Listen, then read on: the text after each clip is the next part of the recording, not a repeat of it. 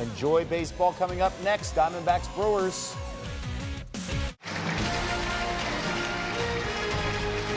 Welcome inside American Family Field. It is NL Wild Card Series Game 1. The Diamondbacks and the Brewers, after a year absence from the playoffs, the Brewers are back in, and they are pumped up in Milwaukee.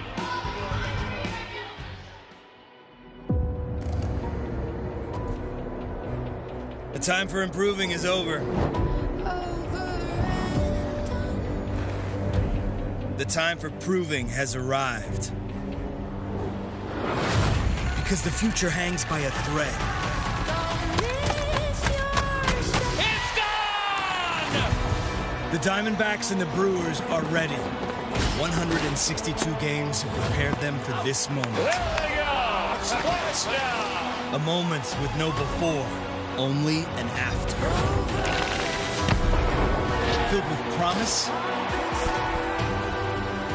or regret.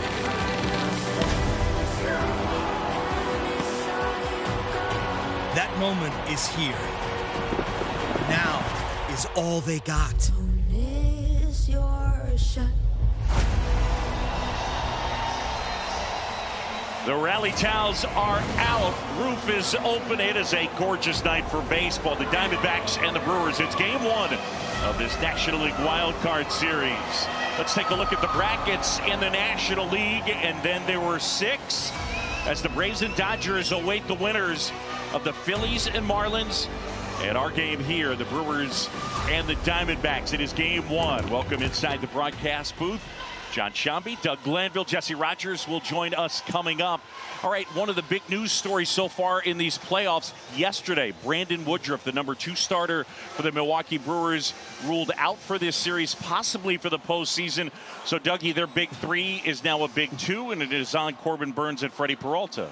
Well, Corbin Burnes is the ace of a staff that has the number 1 ERA in Major League Baseball this season.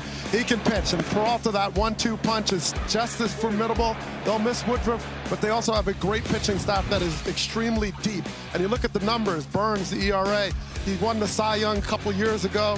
He is a strikeout pitcher that also has command, and both these pitchers can get those leads. And talking about best of 3, you only need to win 2. So Burnes is the guy on the hill, power, control, command, and his ability to let his defense do work. A lot of cut fastballs tonight from Corbin Burnes. These two teams share something in common, outstanding defense. Now, on the other side, the Arizona Diamondbacks, they're athletic, they're fast, and that is really embodied by their leadoff guy, their rookie, Corbin Carroll. Well, you have a rookie in Corbin Carroll that is a catalyst. He is the leadoff hitter, but he also plays with poise and patience, just beyond his years.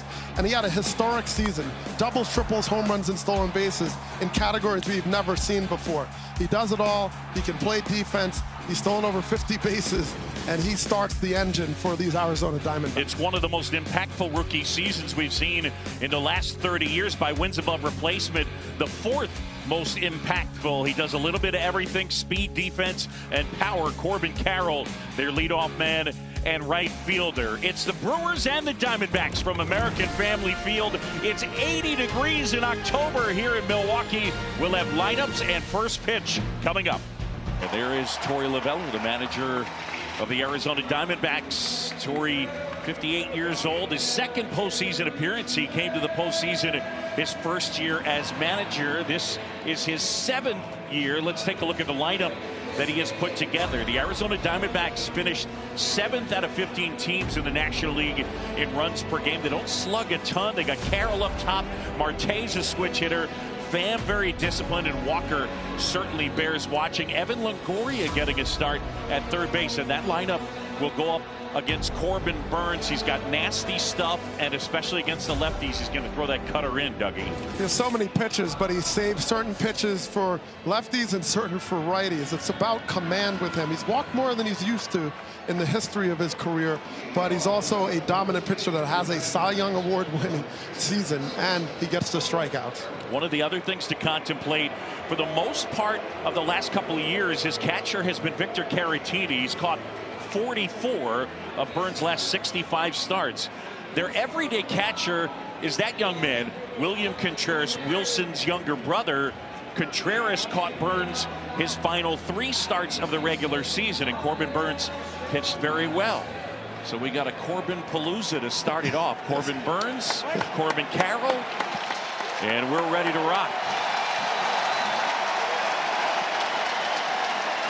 The big right-hander from Bakersfield, California. He pumps in a strike, and we are underway.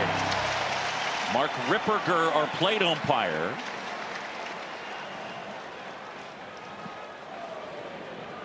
And Burns fires. And the next offering in there, and quickly it's 0-2. And that's the nature of his fastball. It kind of hovers. You think it's going to be low, and Carroll gives up on it and ends up clipping the knees. Righty back to work. And he might have broken his bat. And he did break his bat. So we talked about the cutter in on the lefties, and that's something that bears watching. You watch the cutter action. This is what it does. It starts where you think it's in the middle of the plate, and then it bores in you like a saw.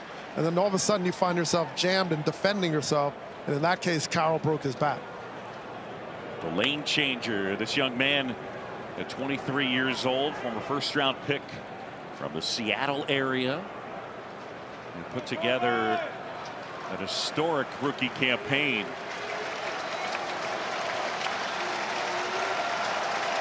Burns ready, ahead 0-2. Yeah, the curveball is bounced to the right side, gobbled up by Terang, 1 up and 1 down. Well, you look at Corbin Burns and how he decides to use his repertoire. It's deep, and the cutter is that primary pitch. 55% of the time he throws it. He also has the curveball that he complements and uses, the changeup, the slider, and the sinker. Now the changeup primarily is going versus lefties. There's pitches he exclusively uses for one side. And that one drops in there for a strike to the switch hitter batting left, Ketel Marte. This veteran who was settled in as their everyday guy at second base. Really honored his career, more positional versatility. He bounces that one towards first. That's a foul ball. Dan Bellino on the call. Carlos Santana over there to make the play, and it's quickly 0-2. Well, Santana has to make a decision. Sometimes when you lay back, you know, you kind of play that big hop, you can't charge it, and sometimes charging it is allows to catch it before it gets fouled, but it looks like it was the right call. Santana, a solid guy with the glove. This Brewers defense, #1 in the majors in outs above average. In fact, in terms of that advanced metric, we have the top 2 teams in the big squaring off.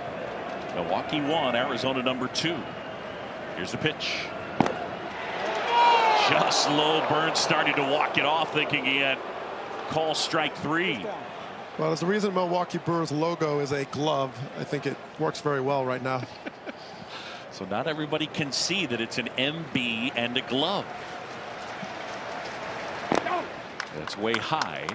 And now it's 2-2 on Ketel Marte. Marte finished the year strong at OPS over .920 in September. Right-hander ready and fires. And again, a foul ball. Well, as a hitter against Corbin Burns, you have to accept that nothing is straight. You're not going to see anything that's coming straight. It's all late movement. It cuts in on you. He can roll the curveball on you, change speeds. He works north-south well. He works east-west well. And that's why he's a nightmare to face, and he always reduces hitters down to rubble very often. The 2-2 is hit softly to the right side. Terang has it. And a couple of ground ball outs, and there are 2 away. An adjustment that Corbin Burns made this year was late in the season. He looked at some data and he saw that he wasn't getting extension, but the other thing was that his arm slot was creeping higher and higher. That was prior to his start against the Yankees, and he promptly went out and fired 8 scoreless no-hit innings in his final 4 starts. A 1.59 ERA. So that adjustment in going back and looking at video from 2021, the Cy Young year, and looking at that data appears to have helped. One more, Corbin! Tommy Pham fouling one off. This veteran they acquired at the deadline from the New York Mets. Well, Pham had an incredible June for the Mets and kind of put him on the map for the tradability. Fans want the strikeout. Pham, a guy who does not chase. As a team, this is an Arizona team that does not swing and miss a ton. And such a good combination of a team that's fairly young, but also disciplined enough to not chase a lot. And the 1-2. Oh, Contreras thought it was going to be called strike 3. K-Zone said it missed the mark. I mean, you can see Burns. He's just on the edges. He's constantly in competitive pitches every single time. And that one fouled back as Pham stays alive. And when you face someone with every single pitch has a purpose, and if it's, he misses, he finds another way to get you and move from that edge of the corner to another edge. 2 balls, 2 strikes. And again, that one bounced foul. With that curveball he throws during the season, he threw it 17% of the time, as we talked about, but opponents only hit 132 with a 209 slugging percentage, so they did minimal to 0 damage off of it. Already 7 fouls from the Arizona hitters. Check swing. Did he go? No swing, says first base umpire Dan Bellino. And now it's filled up 3-2.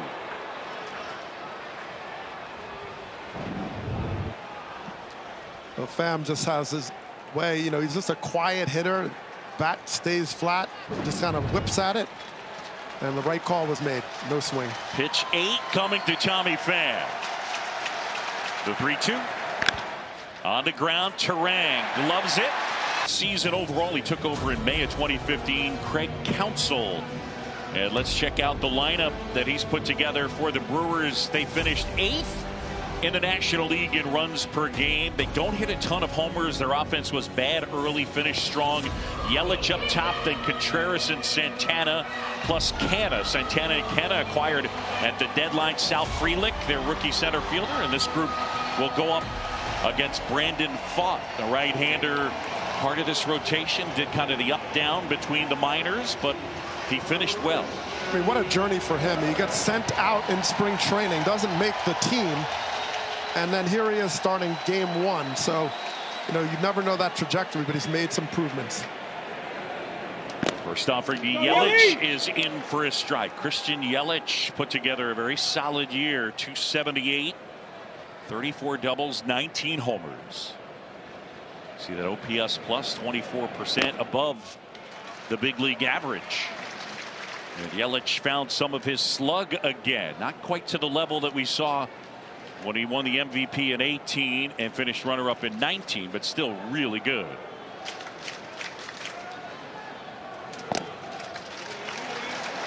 Well, they count 2-1. One of the things to look at as far as Brandon Pfaadt is concerned, Dougie, he's in the zone. He throws a lot of strikes. 2-1 now.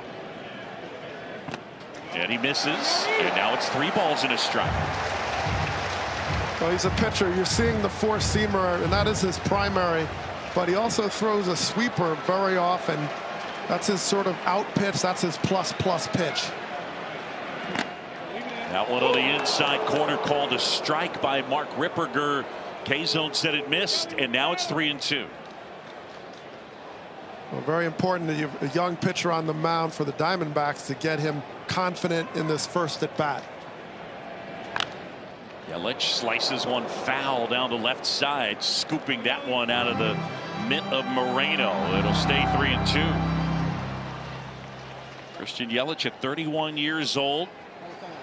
Brewers initially got him from Miami in January of 18. Basically within the same 24 hours they signed Lorenzo Cain, and those 2 moves helped change the recent fortunes of Brewers postseason baseball. Pitch inside, and Yelich will take his base. So a walk from a guy who walked just 6.2% of batters he faced this year. The leadoff man is aboard. Well, you look at his zone, he's in the zone. And as you mentioned, 55% over the minimum of 90 innings. This is talking top 10 category. So does that make you think there's some nerves here? And there should be. There should be. And Torey Lovullo, his manager, said, let's see that first at bat. Contreras appear to be taking all the way, and it's ball one. Brandon Pfaadt, 24 years old, from Louisville, Kentucky. Pitched his college ball at Bellarmine. And a big swing and a miss from Contreras. Talked with Pfaadt yesterday, and he joked his name is spelled P-F-A-A-D-T. And then he went to Bellarmine. He said a lot of times he was fat from Bellarmine. Right. It's almost like the vowels and the consonants are in the wrong order. Next offering in for a strike, and now it's 1-2. You know, John Scamby here. I can relate. Well, he was like at Granville or so. Yeah, it's all good. He's making a name for himself, and literally everybody will know Pfaadt. Yelich at first, and Pfaadt. That one slapped softly the other way, and it'll fall for a hit. Yelich not stopping on his way to third, and the throw is too late. They're at the corners.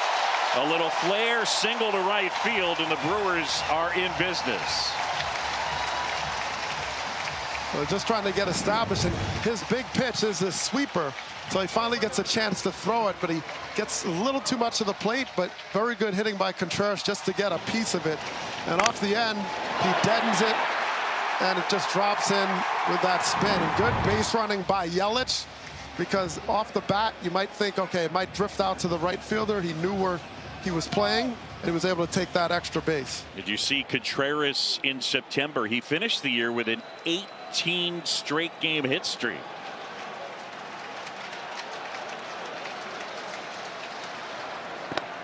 And the first offering to Santana is in for a strike. One of the things early on for Pfaadt, the home run ball was a problem. So you just saw the sinker. He's been throwing that a little bit more. Take a peek at the numbers from the veteran Santana. First and third, nobody out.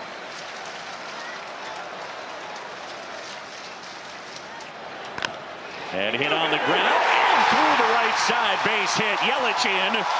Contreras stops at second. It's an RBI single for Santana. 1-0 Milwaukee. They had Marte pulled way over in the hole, and Santana was able to push it to his right. Marte's, that is, just enough. But Santana's brought in as a veteran presence, and look, it just gets enough of it. But now, you know, this has been a season where the shifting has been reduced in terms of the dramatic nature of it and how far you can do it. Two infielders on that side. So if you're trying to cover that hole, you're giving up the middle. And base running for the Brewers is part of their asset. So if they get these first and seconds, first and thirds, they know how to take the extra base. Yeah, so one of the things we saw with the shift was the change in terms of left-handed batters on pulled ground balls. Last year, lefties hit 142 on pulled ground balls with the shift in effect. This year, that average rose to 169. Now, that's not a great number, but the increase of 27 points is pretty significant. And right there, Santana, beneficiary. Canna shortened to bunt, takes the strike. So the Brewers jump in front, 1-0. It has not exactly been a laser show against Brandon Pfaadt. Contreras at second, Santana the runner at first. The 0-1. Well, Pfaadt's just trying to establish that fastball, but if he can't get into that count he wants to, he's not able to use that wipeout sweeper that really is his strongest pitch. 2 on, nobody out. And that one fouled away. Brandon Pfaadt found out he was the game 1 starter during their celebration this past Saturday when they found out they had made the playoffs, celebrating in the clubhouse, champagne being sprayed. And Mike Hazen, the general manager, let the cat slip out of the bag. Look at, you got sent down. We told you it'd be an important piece, and now you're starting game 1. as Canna has gone on strikes, and Fott gets a big out. The first, and with one away, it'll bring up Sal Frelick. This is a good pitch by Fott because he can live like this. 3/4 delivery. When you go up and in, you got that late run, and that sidearm delivery can really get on a right-handed batter and ties up Canna. So that pitch is the one that sets up the sweeper to be able to go to that outer third. So if he can get that combination going, he can settle in right here. 1-0 Milwaukee, and Frelick comes up empty. 0-1 South. Frelick, the rookie outfielder, starting in center field. Frelick was their first-round pick from Boston College in 2021. Played there for Mike Gambino. And Frelick fouls one back. He debuted this year, July 22nd. Scrappy guy. Grew up in Massachusetts. His favorite player growing up, Dustin Pedroia.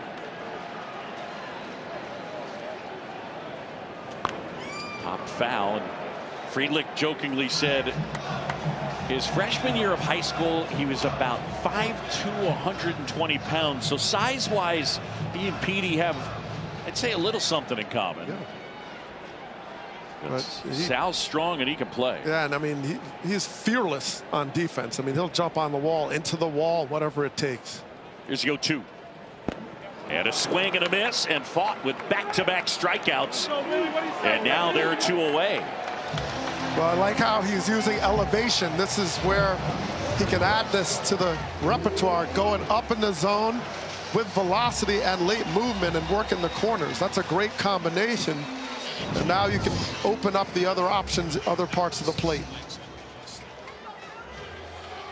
Well, Brent Strom going out to the mound.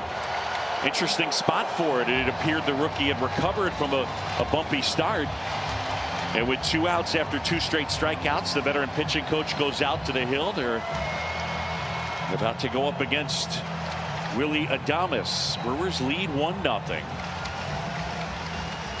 An RBI single, and as Adames climbs in, if you see those spikes, I asked Willie pregame, okay, so who's your favorite player? And he said Derek Jeter by far. And if you see the spikes, they've got Jeter's number 2 on him, kind of an ode to the captain. Yeah, there they are.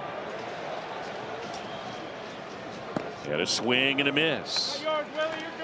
Well, I think one thing they might have been able to say to Fott in that meeting was just to say, look, this guy's going to attack the first pitch as he's done all year.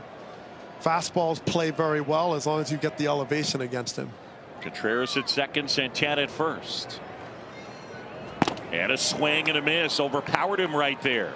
0-2. So Brandon Fott, after a walk and a pair of singles, appears to have settled in. Brewers lead 1-0. We're in the bottom of the first, game 1. John Sciambi, Doug Glanville, and Jesse Rogers here, American Family Field. Yeah, on the season, the 4-seamer Adames has only hit 195, so it's something where he can just elevate even further to get him here.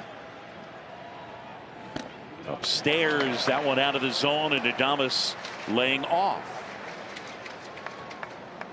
That's a good pitch. That's a good pitch because it serves 2 purposes. You might get the chase. Okay, you didn't get it, but now you open up the chance that you could throw that sweeper and get that chase. See what he goes with here. He got him to swing and miss at the sweeper, and Adames is gone. 3 straight strikeouts for Fott, and a really nice job of damage control. Carlos Santana gets the scoring start at RBI single. 1-0 Milwaukee. Bread. He caught it! The moment is here. The MLB WildCard Series continues tomorrow on the networks of ESPN. Brewers lead at 1-0 back here at American Family Field. John Shambi and Doug Glanville. Corbin Burns back to work as we go to the second. And let's send it downstairs and check in with Jesse Rogers. Yeah, Boog, let's talk more about Burns' running mate. Brandon Woodruff out for this series. It was a heartbreaking press conference he held yesterday, holding back tears, talking about his second shoulder injury of the season. He'll go for a second opinion this weekend, but it doesn't sound good. This is a guy that was going well in September. 1 run over 22 innings pitched, and really was heading towards the playoffs in a good spot. And then this happened. Bad start in Miami. I watched a live BP on Friday here. He looked good, but then 2 days later he plays catch and he feels it in a bad way, and so he is out. Looks like Wade Miley, the veteran, is going to enter the picture for the Brewers as they cover Woodruff's spot.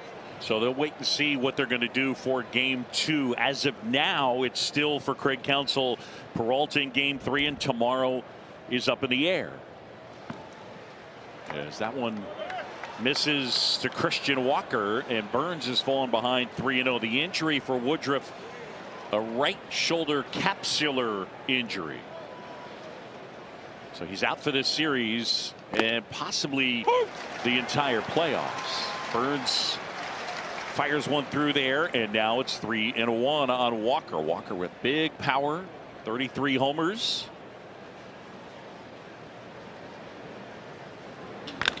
And that one lined to the base hit out into left center field. Walker hits it hard.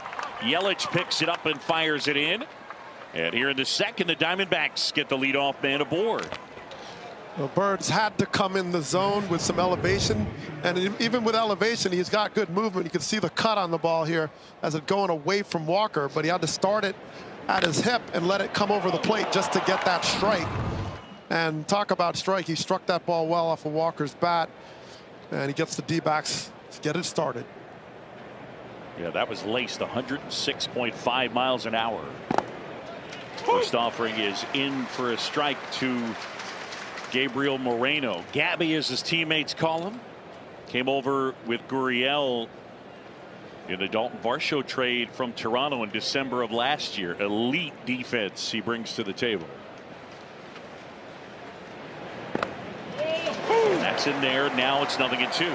Well, Moreno will be the X factor when you talk about running game, because the Brewers have not shut down the running game that well, whereas the Diamondbacks are phenomenal at success rate, close to 87% success. The Brewers run well, but Moreno has broken them down well. In the dirt and dug out by Contreras. And so when you have a guy like Moreno who can throw, he was a converted infielder. And I asked him about it. He said, well, I learned to get quick in my release from turning double plays at second base. And that's how he throws to second. So tremendous asset. Burns ready, a 1-2. That's too high. Now Walker has stolen 11 bags this year, has not been caught. He's over there at first. The Diamondbacks had the second most steals in baseball this year, and the second highest success rate, 86.5%. The big league average was a shade over 80. That's the highest ever. 2-2. Popped up, foul ground. Santana near the camera well, reaching, and Santana makes the play.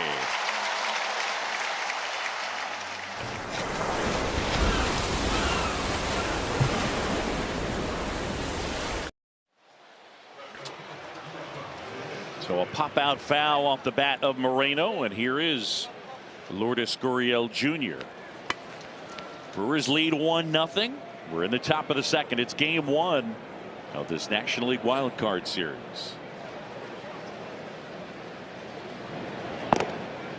And that pitch clips the outside corner for a strike, although that may have been generous from Mark Ripperger. 0-1.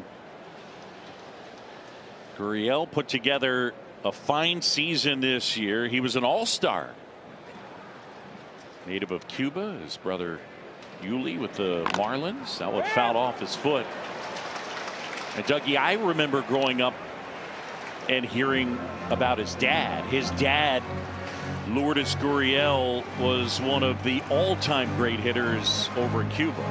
And you know, his brother, batting title. I mean, a family that can flat out hit. And Gurriel last year only had 5 home runs, but this year he got his power game back. He's hitting doubles. He's played good defense.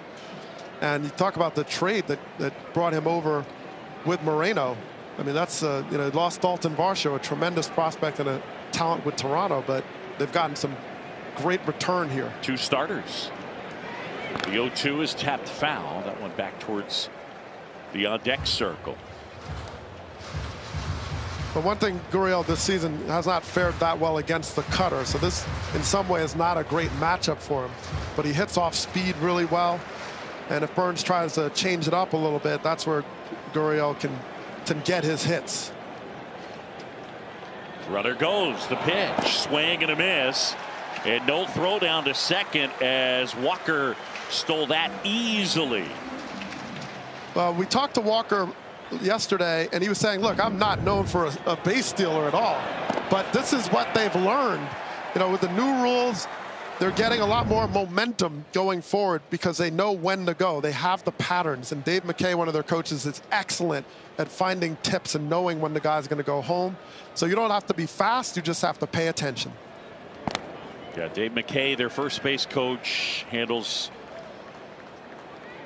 base running, and also a guy that knows a thing or two about outfield defense. Walker at second, 1-0 Milwaukee. And the curve is in for a strike to Alec Thomas. I mean, every time Dave McKay sees a base stealer do that, I mean, he must be like joyous. He's like, he stole off of invisibility. Right. Swing and a miss. That pitch moving away from Thomas. Corbin Burns allowing the leadoff single, and now trying to shut down Thomas and retire the Diamondbacks. Fans starting to make some noise, waving the towels. And a swing and a miss, and Burns able to get Thomas. A couple of strikeouts for the big right-hander midway in the second, 1-0. Council, that's 1983. His dad, John, was the Brewers community relations director with Raleigh Fingers on the left, Deion James on the right. He got a chance to spend a lot of time around County Stadium, the site of which is right across the parking lot, basically. And when you look at Craig Counsell and his connection to this city, he grew up in nearby Whitefish Bay. His high school field is named after him. He had a big swing and a miss from Donaldson. Counsell has settled in as their manager, I'll say 8th full year.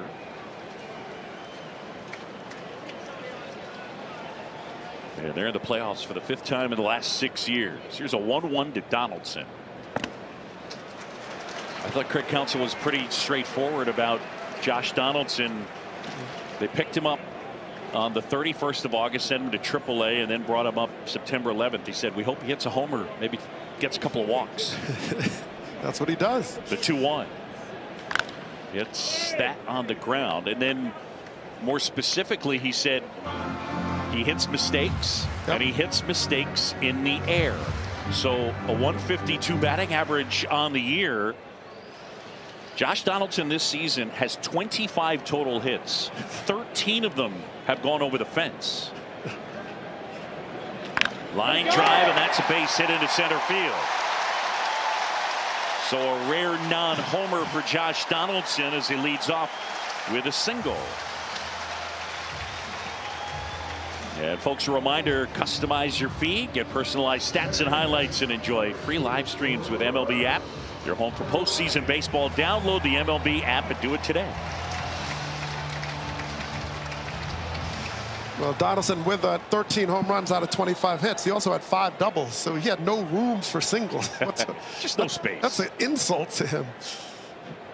Terang shortens to bunt, and that'll bring Longoria charging in from third. Evan Longoria, the veteran, the 37-year-old.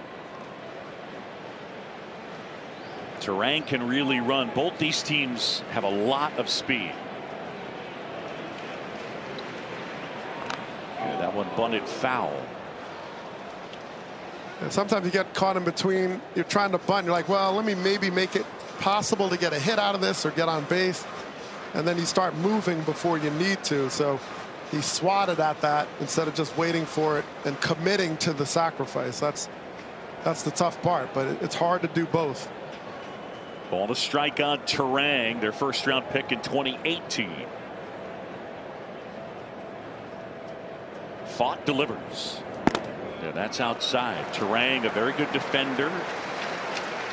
His dad Brian played in the majors with Seattle in the early 90s.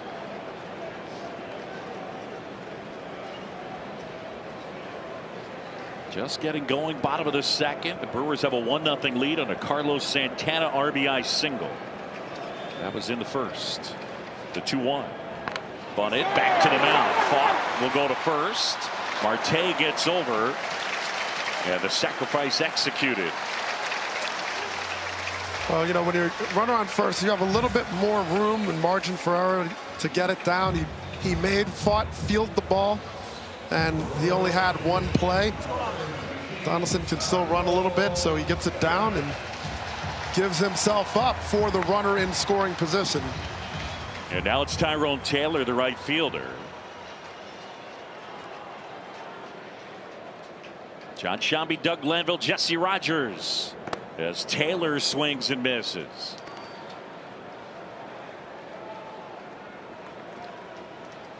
Brandon Pfaadt, the 24-year-old, on the mound. He was asked in the press conference yesterday, have you ever been to a postseason game? He said, no, I'd only been to 2 big league games before I pitched in the majors. Check swing at a foul. They said his closest major league team was the Cincinnati Reds, and we just didn't see a lot of playoff action, a lot of major league games. So just going to have to experience it and figure it out. He grew up a Phillies fan, huge Ryan Howard fan.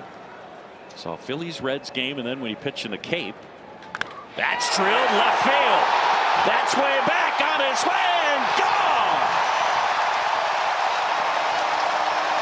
Tyrone Taylor. It's a 2-run homer, and the Brewers have a 3-0 lead. Well, Taylor just stayed back on this pitch. And, you know, he's in that lineup because he has that power. It's something that's kind of developed later in his career and his experience, where he's now able to hone it in and get it through the zone with some pop. And Pfaadt just didn't make the pitch he wanted to make. He gets the fastball, but it's elevated. It's to the glove, but Taylor was waiting for it. And that's all it takes. Just flick the hands and let the power do the rest. Yelich bounces one foul that Quint Berry, the first base coach, knocked down. So Donaldson a single, Taylor a homer. The Brewers were 12th out of 15 teams in homers hit in the National League this year. So that's not a huge part of their offense.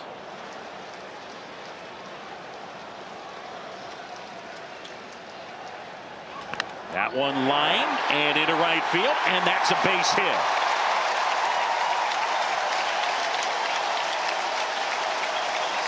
Well, in this case, he's going to that strong secondary pitch he has, but the location wasn't there. Yelich just drops the head down on the ball and just fights it off through the zone. I mean, this is Yelich, who's really had a nice bounce-back season this year, hitting the ball hard more consistently, using all fields. And in this case, picking the right pitch in the right spot to put the barrel on it. 3-0 Milwaukee. Contreras at the plate, 1 out man at first. So Yelich has reached twice. And a swing and a miss. All right, Dougie, something you and I talk about off the air. Kids, when your friends tell you homers don't work in the postseason, don't listen to them, because that is not true. The Brewers getting a 2-run homer here tonight. How important are home runs in recent postseason play? Very. Yeah, it's very clear. If you out-homer the opposition, you have a huge advantage, even more so than in the regular season. He had a strike on the outside corner. But when you talk to Craig Counsell, a lot of the managers, And they talk about young players playing in this environment. They talk about just dealing with the momentum shifts in the crowd and the energy and these sort of managing emotions around that. And that happens so differently with a home run. On the ground is short. Marte to second for Juan. Return to first. Not in time. So you think about the home run, and that is instantaneously at home, especially. That's going to change the chemistry of the air immediately, and you're going to have to deal with that swing and that crooked number that the Brewers just put up. So the last 5 postseasons, an .848 winning percentage when you out-homer the opposition. The great Sarah Lang's delivering that for us. And the Brewers with the homer here in this one. Popped up, and that one foul. And it gets out of play. Brewers lead 3-0. Well, for neither of these teams, the home run has the home run been a big part of their offense. Yeah. It just hasn't. And the Diamondbacks run. They go first to third. They put the ball in play. They don't strike out a lot. The Brewers will strike out. They just walk a little bit more. And they scrap and mostly just dominate you on the pitching and defensive side of the ball. Fought ahead, 0-1.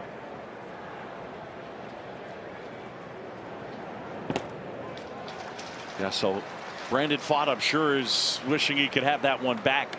A home run to the number 9 hitter and an 0-2 pitch. And, you know, he actually hit the glove. That's also frustrating. It was called. He threw it to the glove. It just caught too much of the plate to get to that glove, and that was it.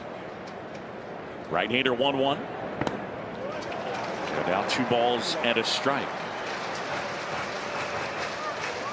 The veteran Carlos Santana has come over and made an impact. 11 homers, 52 games with the Brewers. He hit 12 in 94 games with the Pirates.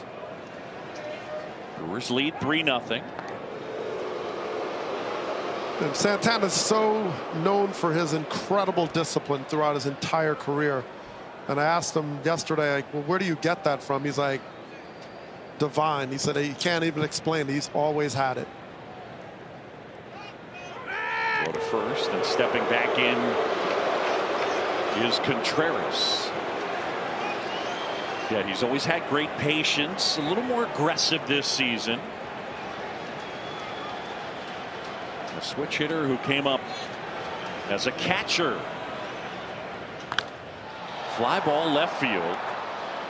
Gurriel has it, and that is out number 3. But the damage done. A 1-out 2-run homer by Tyrone Taylor, and the Brewers add to their lead. It's 3-0 Milwaukee.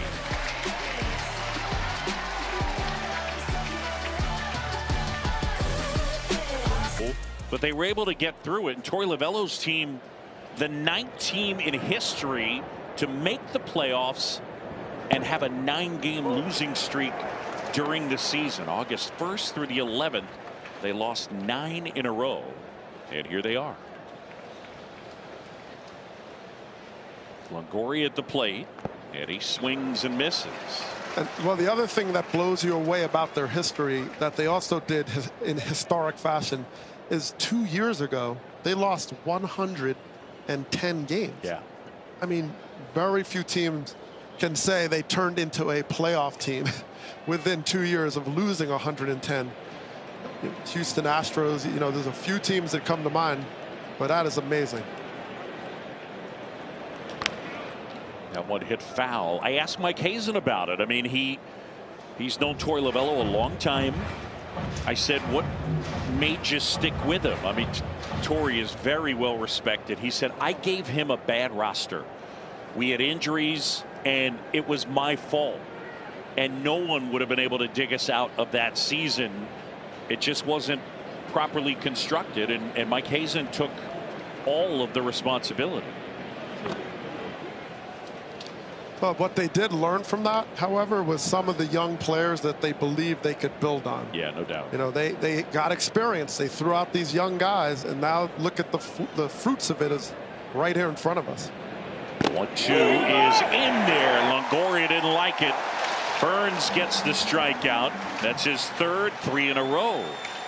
This is what Burns can do to you. I mean, you think it's coming at you, the big curveball, frozen, and then it just drops down in the zone. And that's coming off of cutters that are going 97 miles an hour down and away. And then he could throw off speed in off the plate and clip the corner. And now it's Geraldo Perdomo, who shortens the bunt and takes a strike. And you see the change up there. That is a pitch he reserves exclusively for left-handed batters. And it's a very effective pitch. Only 204 batting average on the season. Very little slug. And so to be masterful when you have different repertoires for lefty and righties, that's a whole nother level of skill. It's almost like a switch hitter having to hit both lefties and righties and work both swings.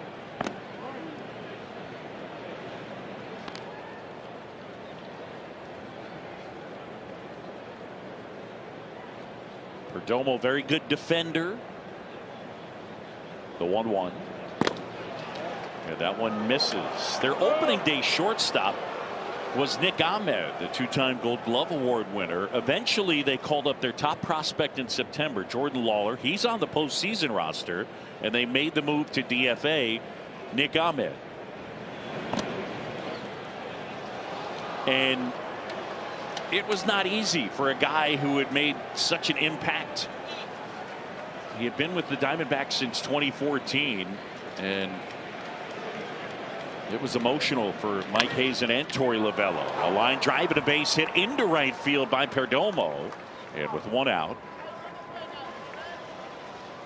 a man aboard. Time now with Corbin Carroll making his way to the plate. Take a look at StatCast, powered by Google Cloud. Corbin Carroll, 25 home runs this season, 12 to the pull side. He hit 8 opposite field homers, so don't let the size fool you. He is strong. Carroll grounded out his first time. And ball 1 to the leadoff man. Even though Burns lives and starts always in this stretch position, it's a whole nother level when you get Diamondback base runners on that all love to run. Perdomo at first. This wipes 16 to 20. And a swing and a miss. And right now Burns has said, well, Carroll has not picked up the cutter very well. He gave up on a couple that looked down and they end up right at the knees. And he's like, all right, well, you got to show me you can hit it. Throw over to first, and Perdomo back in. You know, you look at Corbin Burns and kind of the arc of his story. In 2019, he threw 49 innings and had an 8.82 ERA. He was one of, if not the worst pitchers in baseball, and needed to make an adjustment. And he did so in a couple of ways. That's drilled right field. Well struck. That one way back. That one's on its way and gone. Corbin Carroll with a 2-run homer, and the Diamondbacks are within 1 as the leadoff man goes deep. That was a blast. Well, you talk about adjustments, and what a sign of maturity within making that adjustment inside of an at-bat. He's like, okay, he's wearing me out on this cutter. I got to find another type of swing to approach it. So Burns says, all right, let me try to throw the changeup. And he's sitting on it and able to take it way out. And that is a hard thing to do against Corbin Burns, where opponents have hit 132 off of that changeup. This one drilled right field. That's back. That's got a chance. That's gone. Marte goes deep. Back-to-back homers for the Diamondbacks. And just like that, it's 3-3. I mean, quick strike. And we mentioned earlier, home runs are king, but home runs are not prototypical of these two teams. It's not their style. But Marte, 2019, had 32 home runs on the year. Left-handed, he's an extremely dangerous hitter. And look at the head position, just right on that ball. And he quickly whipped through the zone and knew it. It's all hands. And a souvenir. So Burns, who had looked sharp through the first 2 innings, with 1 out here in the third, goes single homer. And just like that, the Diamondbacks have tied it at 3 here in the third. Chris Hook, the pitching coach for the Brewers, out to the mound. But when they go back over this tape one day, after they're going to go back and say, okay, why'd you throw Burns a changeup there? Why'd you throw Corbin Carroll a changeup? And this guy has a dominant changeup. It's hard to argue, but he hadn't found a way to adjust to the cutter so far. The cutter has been really eating Corbin Carroll alive, but he's also a great hitter that made an adjustment. Corbin on Corbin crime. Here's Tommy Pham. And the first one in for a strike. Pham 0 for 1. Tommy Pham, one of the few Diamondbacks with postseason experience. He and Longoria, the two main guys, as he takes that one out of the strike zone. Pham coming into this one a .352 average, 56 postseason plate appearances. Well, you look at, if you go by ERA per inning, it's not a huge sample, but one of the worst innings for Corbin Burns is the third inning. That's where he has a 4.5 ERA. He's kind of getting over the hump, and the Diamondbacks jumped on it. Pham fouls it away. Yeah, the count 1-2. These are two good teams. The Diamondbacks kind of limped into the playoffs, having lost 4 in a row. What they scored 3 runs over that stretch, but they certainly showed enough during the regular year how talented they are and how good they can be. Yet a Milwaukee team that, again, a lot of people doubted. And you had the Pirates get off to a great start. They were in first place as recently as the middle of June. Ultimately, the Reds took over in first, but it ended up going Milwaukee's way. A liner to right. That's hit hard, but Pham retired. And there's 2 away. Well, they are ratcheting up the hard hit rate here, and this is something that is a problem for Burns. He's going to have to find a way to make a quick adjustment. That's elevated. They're staying on it. You know, Pham's a good hitter. He kind of knows how to stay through and not get too big. And this is why, you know, you have a visit, you talk it through and try to figure out what to do, because they are on him right now. Yep. Christian Walker now, a single his first time, and he swings and misses.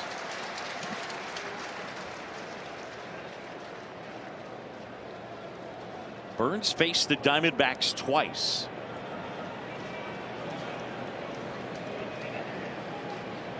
That one hit hard on the ground but foul.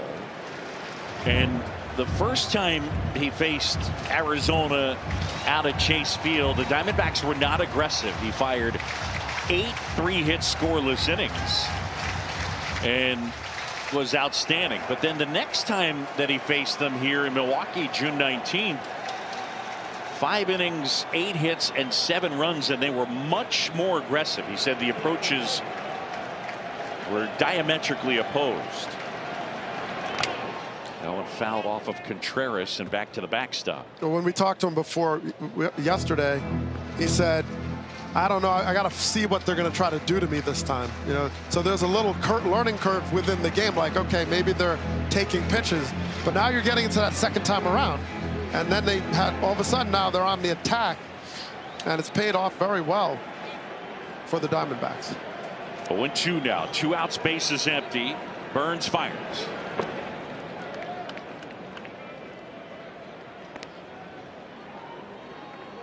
Corbin Burns, big stocky guy, goes 6'3", about 246 pounds, 28 years old, from Bakersfield, California. Pitched his college ball at St. Mary's. The 1-2.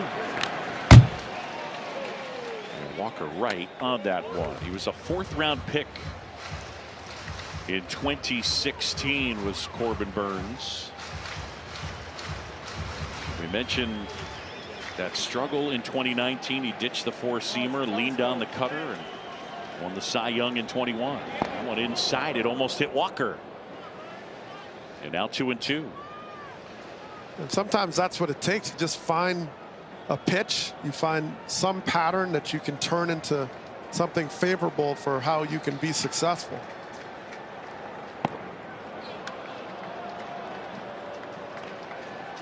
balls, 2 strikes to count now. Christian Walker. The Diamondbacks have homered twice in the inning, and they've tied it up at 3. Fans want the strikeout. Here's the pitch. Swing and a miss. And Burns able to get Walker. Corbin Burns talking to himself. 28 pitches in the inning. And back-to-back homers for the Diamondbacks for the 3rd time in postseason history. Carroll, then Marte.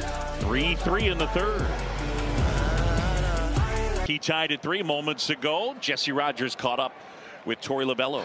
Torey, the tone of this conversation changed in a heartbeat. Yeah. Tell me about the second time through against Burns here. Well, I think we had a good game plan against him. He just came out hot. He came out throwing the ball, hitting his spots. I think our guys just weathered the storm. We know that he's very effective, and we just need to make sure we hit the mistakes that we were looking for. What'd you like about Brandon in that first inning, striking out the side after getting down? Yeah, I thought it was him controlling the emotions. We talked about that pregame, him being able to slow things down and make pitches.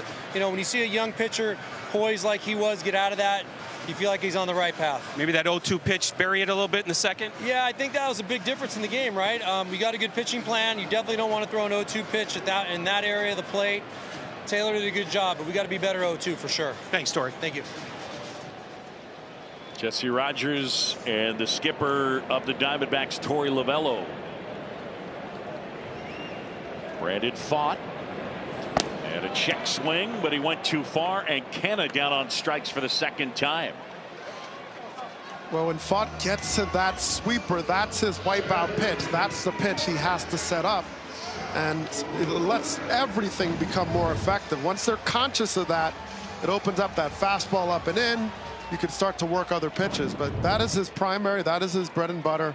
And when you locate it like that, he's going to be successful. Yeah, the pitch to Sal Frelick is in for a strike. Frelick, a strikeout victim his first time.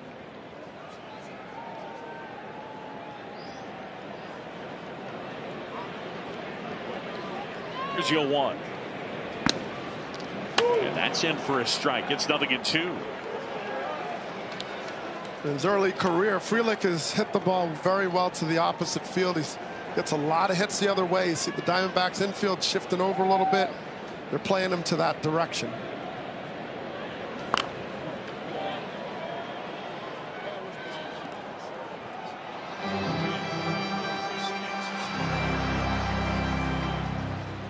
Well, Sal Frelick hits one the other way. We're certainly going to know which direction Longoria and Perdomo are going, because the spikes are bright. That's down and in. I mean, it's. Well, when you go sky watching in the night sky, you can see Venus. Oh my gosh. Mars. Longo's got kind of a teal, yeah, and then Perdomo's rocking like the highlighter yellows. Oh boy. And Moreno not able to pick it up. The dribbler along first, and it ends up being an infield hit. Frelick, who runs very well. There is nothing you can do about that. It's a perfect bunt effectively. And Moreno, who gets out there quickly, it might have been better that he didn't corral it, because he might have tried to make the heroic throw here and hit Frelick or overthrew it. So that's what happens sometimes. Hard hit. What's the hard hit rate on that one? What was the exit velocity? We'll get it for you in one moment. 9.5. 9. All right. No, we'll get it for you. Frelick at first, and the pitch in the dirt. 75.3 miles an hour on the exit velo from Frelick, the runner at first. 3-3. We're in the bottom of the 3rd. John Sciambi, Doug Glanville, and Jesse Rogers.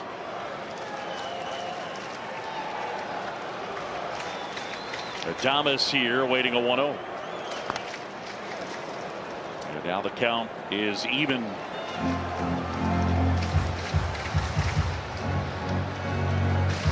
They got Willie Adames from the Rays at the end of May in 2021, and he is settled in as their shortstop.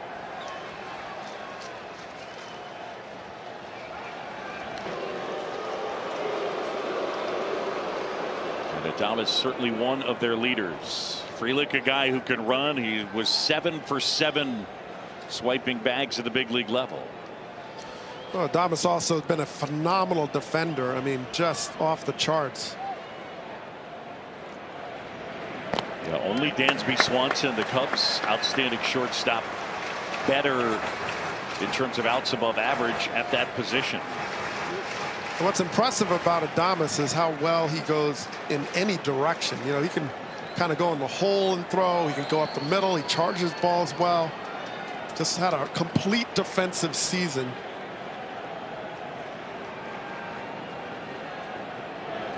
That's hammered left field towards the pole, and that one is foul. Chris Siegel down the line, the left field umpire, and he was right there on the line. Yeah, watch the hitter. They know, but he got out in front of that slider sweeper and just hooked it. Hard to keep that fair. But Fought he has to go back to that four-seam elevated fastball. That's what's been able to get Adames most of the year. And Willie wouldn't chase that time. So now it's 3-2. And we'll see what Fought comes up with. 29th postseason game for Willie Adames. Frelick at first, 1 out. Tied at 3, bottom of the 3rd.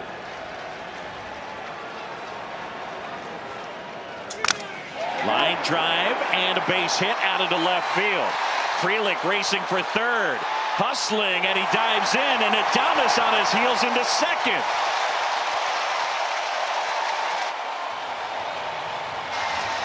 Aggressive base running from the Milwaukee Brewers. That one just wasn't hit hard, and Gurriel had to charge. And I know ideally you either like to get the guy at 3rd or stop Adames from getting to 2nd. Well, you got to stop Adames, and this is a very tough play for a left fielder because you're coming in, and you know if you throw the ball to 3rd, you're letting the guy go to 2nd. So you have to make a quick decision, say I can't get him at 3rd, and keep Adames at 1st. Once you go for it, you're giving him 2 runners in scoring position.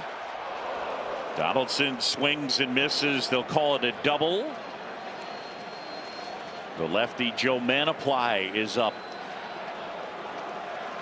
under the watchful eye of Mike Fetters. Manaply appears to be ready. 3-3. We're in the bottom of the 3rd.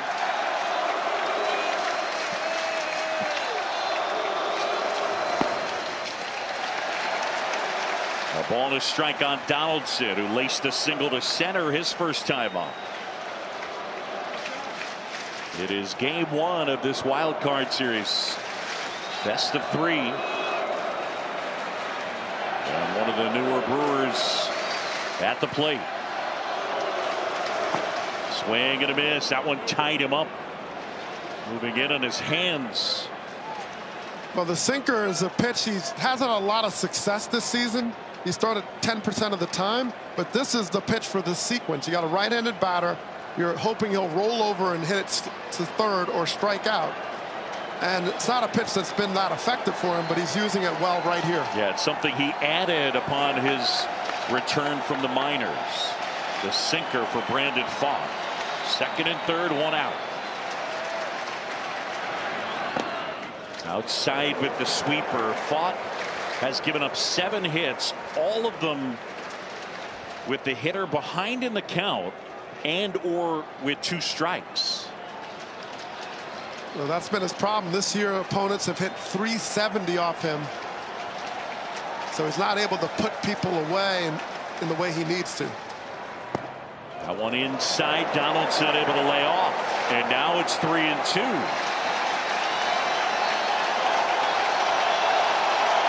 And here comes the crowd at American Family Field.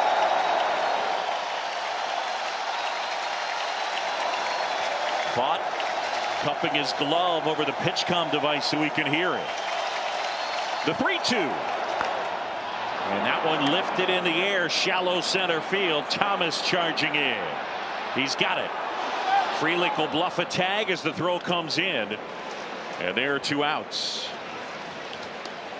A nice sequence by Fott. The sinkers down and in, gets any batter conscious of it, trying to get the head out to beat it before it gets down and in on you. And then he ends up changing it up in a way that he gets Donaldson out in front. So it's a really nice sequence. He brings that sweeper in. It's not in a great spot, but it served as a changeup and got Donaldson off beat, popped it up, got too big, and gets the out. End of the line for the kid from Louisville as Joe Mantiply, the lefty, will come into the game. We've got a pitching change. It's 3-3 here, bottom of the third. G coverage in the game with T-Mobile, America's largest and fastest 5G network. Back at American Family Field, 80 degrees for most of the day here in Milwaukee. The roof is open, and a veteran, Joe Mantiply, will take over. 32 years old, Virginia native, not a big strikeout guy. For the Diamondbacks, their bullpen this year was not really a strength, although it finished strong as Turang bounces it foul. Their bullpen ERA collectively was 4.22. But from August 27th on, only the Dodgers and Brewers had a better bullpen ERA as Fott done after 2 2/3, 67 pitches. And a swing and a miss. Well, there's a lot to build on for Fott. I mean, there's a lot of flashes of some good signs. The sweeper, he got out of it. He got the strikeouts in a row. You know, they're in this game. That's you're doing your job. No doubt. They're in the game. Mantiply the 0-2. And Turang wouldn't chase. And Mantiply is my favorite baseball name, by the way. I just want to share that. It sounds like an Avenger or maybe someone of the Guardians of the Galaxy. Sure. I mean, you have Groot and you have Mantiply. Mantiply. Okay. So, you know. We're going to find him and discuss that with him tomorrow. Yeah, I want a superpower and all that. The slider is his superpower. The 1-2. Fouled off at the plate. Mantiply at the big league level has pitched for the Tigers, the Yankees, and the Diamondbacks. Last year he was actually an all-star. And he's here to neutralize left-handed batters. He's done that very well. 185 batting average, 231 slug. He's tough on lefties. Downstairs outside, and now it's 2-2 on Bryce Turang, who put down a sac bunt his first time. The Brewers jumped out to a 3-0 lead and had it till the top of the third. Corbin Carroll, a 2-run homer, and then Marte, a solo blast back-to-back, and we're tied at 3. Outside, and that was a ball out of hand. 3-2 now on Turang. Tyrone Taylor would be next.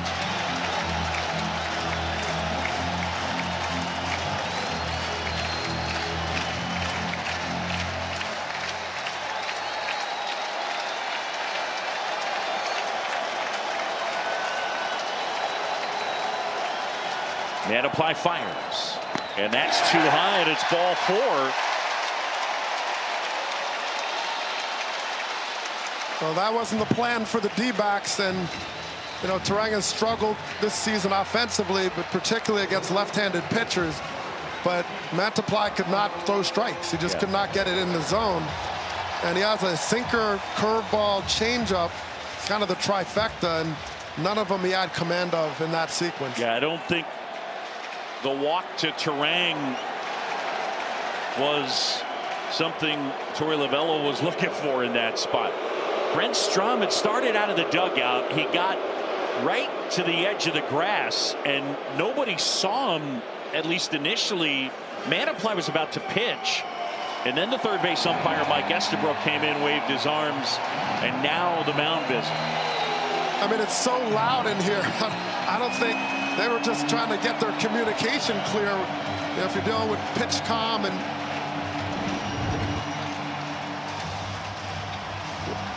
so Strom, hang on.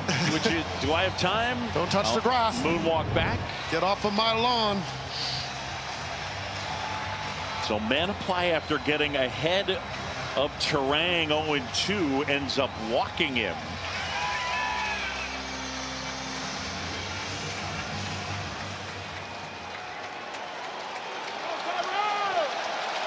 Bases loaded, 2 down. Taylor is already homered. The lefty's pitch. Swing and a miss. Well, he's got that good changeup, and he'll sink it. Everything moves downward sharply. Yeah, the sinker, the curve, and the changeup. His 3 main offerings. Taylor takes outside. Taylor's been pretty consistent against righties and lefties. He's in the same ballpark when you talk about batting average and slugging percentage. So he's kind of an even splits guy. The 1-1. Swing and a miss. And the changeup had Taylor out in front. Frelick's at third, Adames at second, Turang the runner at first. 2 outs, bases loaded, bottom of the third, tied at 3. Here it comes. On the ground, and Perdomo to second. And they get the out there.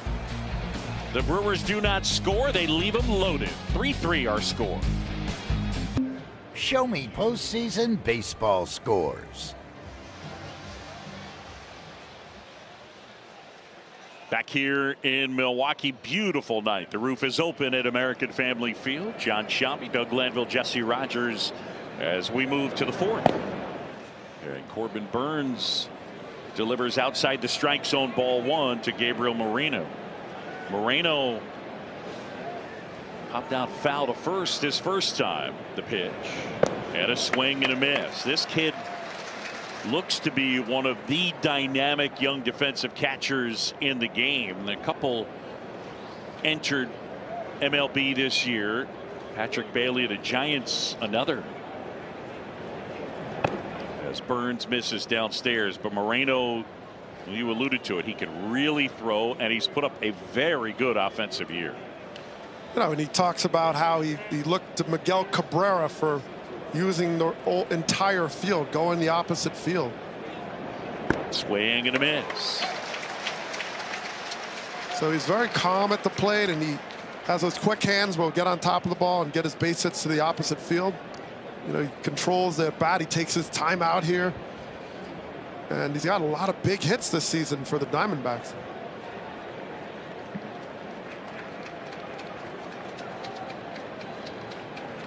Right-hand hitter climbs back in. Burns ready.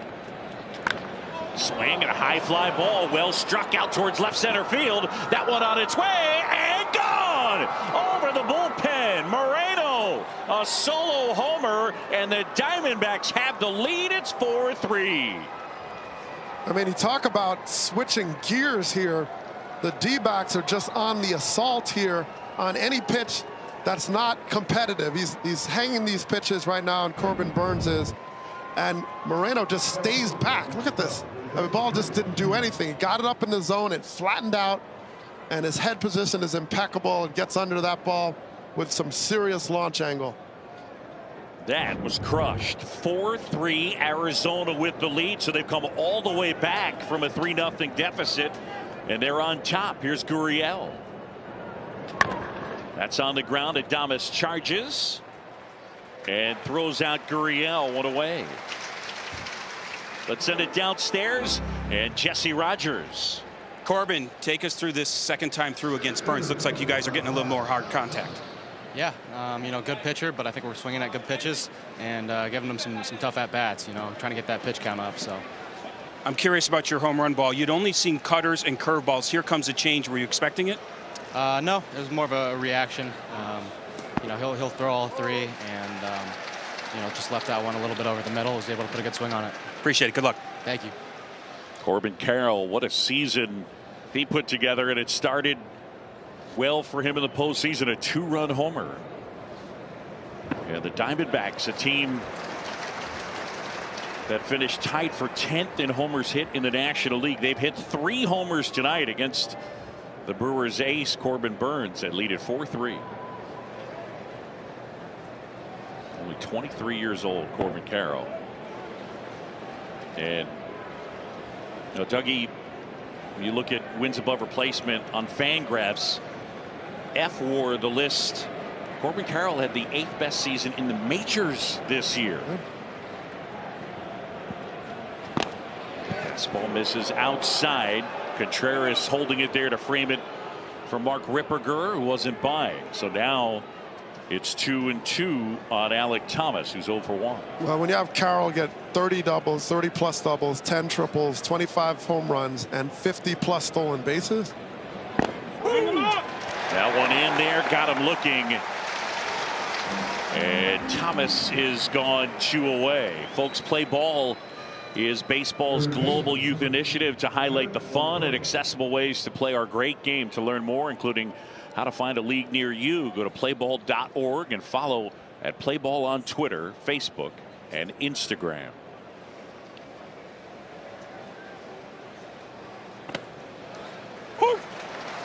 Pitch is a strike to Evan Longoria. Longoria struck out looking his first time.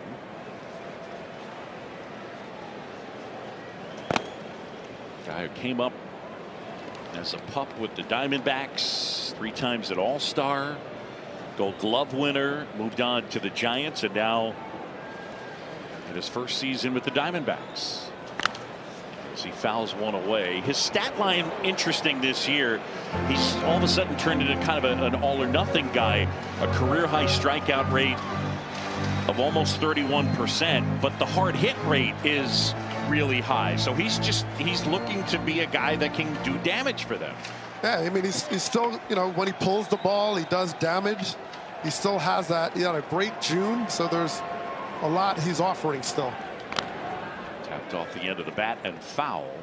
And this is a guy that used to be, you know, kind of an Iron Man. Played 162 games one season, 160 pretty consistently in the heart of his career. And the Diamondbacks are raving about what he's bringing in terms of helping the younger players, Tommy Pham as well. Yep. The 1-2 drilled right field. That's hard hit. Back is Taylor, and he makes the catch. Burns gives up another home run. This time it's Gabriel Moreno, the catcher, as he tattoos one out to left center, and the Diamondbacks have the lead 4-3. You're at this location before us cops. We all have our secrets. Found Tuesday on NBC and streaming on Peacock. Well, folks, what a lineup we have for you Saturday and next Monday and Tuesday. The Red River rivalry game between number 12 Oklahoma and number 3 Texas on ABC. Got some Monday Night Football, Packers, Raiders, NHL opening night triple header. Connor Bedard and the Blackhawks taking on the Penguins, and the defending Stanley Cup champs hosting the Kraken. So lots to look at Saturday, Monday, and Tuesday. College football, NFL, and NHL. As Yelich takes ball 1, man apply, and that is in for a strike. Christian Yelich has walked and he is single. The Diamondbacks down early 3-0 have rallied to take a 4-3 lead.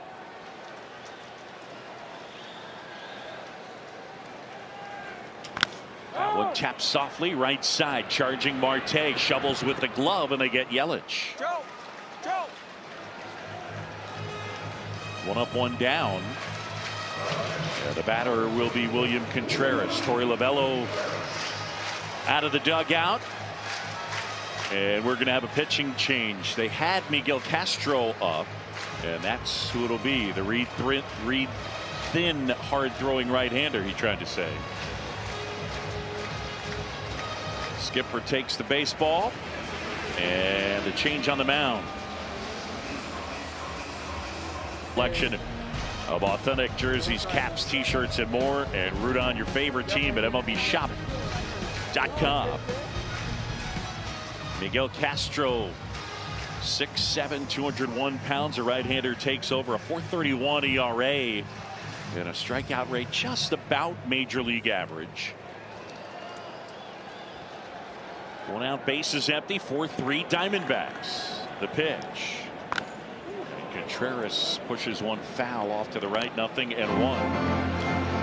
Now Castro, from this sidearm delivery, this angle creates a lot of downward tilt. He gets the sinker He throws a slider and a changeup from this slot. A lot of movement. That one missing, a ball and a strike. Yeah, the sinker at about 97 miles an hour.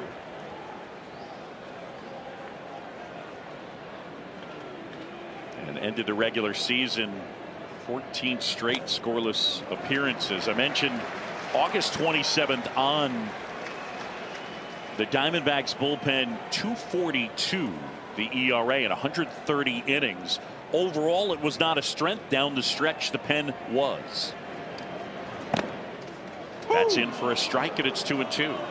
Well, just like part of their story is that they're young, but part of their story also is that, you know, they're aggressive and they fight and they're willing to get after it. Check swing at a pitch down and away. Now the appeal to first did not go, says Dan Molino. I see you, Dan. When you see these big hits, you know, Perdomo scored. Moreno has a home run. Carroll has a home run. These guys are young, and they're showing up here. 3-2. And that one is inside and ball 4. Contreras takes the walk, a 1-out base runner. He tried to go that slider, just let go of it a little late. Slipped out, went sort of backwards on him, and didn't get that tilt he was looking for to get the spin across the zone. Ended up backing into the Contreras for the ball. So here's Santana now. First pitch swinging and missing. A sinker darting away. Yeah, the count 0-1. Santana an RBI single, his first time. He flied to left in the second.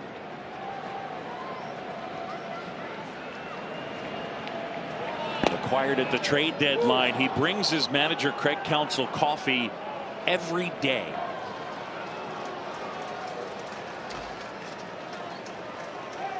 Craig Counsell likes coffee. What are you going to do? 0-2 the count. Swing and a high fly ball center field. Well struck. Thomas back, slowing down, and he makes the catch. Shy of the track, he hauls it in. Santana just missing one, and back to first goes Contreras, and there's 2 away. Well, Santana just missed this pitch, but look at the changeup, the fingers. He turns it over, gets that sort of UFO type of saucer spin to it, and just out in front by a hair. So 2 down now. I like tea, by the way, so, you know. I did bring you coffee once in Anaheim, so you remember that? Was that when I got hit by the foul ball? Yes. On the ground is short. Perdomo, Marte, and that ends the inning. Castro does the job. The Diamondbacks end to 4, lead it by a run. By the Diamondbacks, Carroll, Marte, and Moreno. And so the Diamondbacks using the long ball, and they go from down 3-0 to leading 4-3. Yeah, that's weird. 7-7 when hitting 3 or more homers. That's the worst record in the majors when hitting 3 or more homers. Normally that's going to be a big ticket item. Not for Arizona for whatever reason. It's just sort of random, an outlier, as they might say. Here's Perdomo.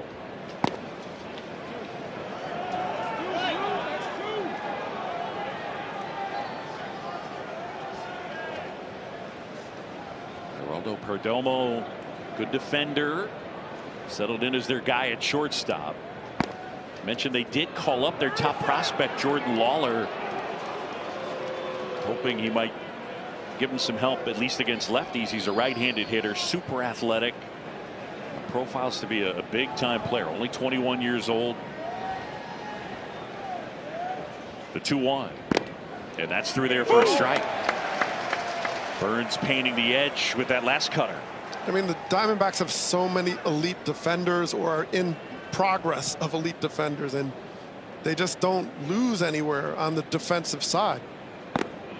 Next offering down and in. One note we should mention, rosters were put out, and then the Diamondbacks made a late change as Jake McCarthy ended up not being on the roster, and Jace Peterson is on. McCarthy had an oblique injury. That's ball 4. Perdomo has really seen the ball well from Burns. He's not jumping out at anything. He's had good takes, and he's had a tough September during the regular season. Didn't close out very well. It was an all-star of the first half, but these takes shows he's seeing the ball really well. They're close, but he's making the right call and not swinging. And now Corbin Carroll. Carroll should be the runaway winner of the National League Rookie of the Year. And we documented earlier, at least in terms of wins above replacement, he was one of the best players in the National League, not just one of the best rookie players.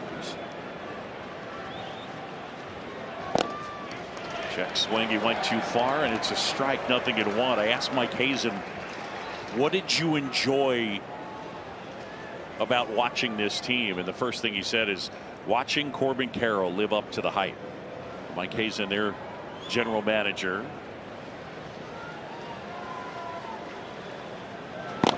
And that's in there for a strike, 0-2. Kid who grew up in Seattle, and who was his guy? Yeah, who else? Ichiro. Look at, I mean, Corbin Carroll's only 23, but that's a baby face Corbin Carroll. They get a chance to meet, and that's his screensaver on his phone still. Next pitch is upstairs. And then he got to play in the All-Star game this year. In Seattle? In Seattle. Just, you know, what a season. Yeah, you and I got to call that together on ESPN Radio. That was fun. The 1-2. And that's downstairs.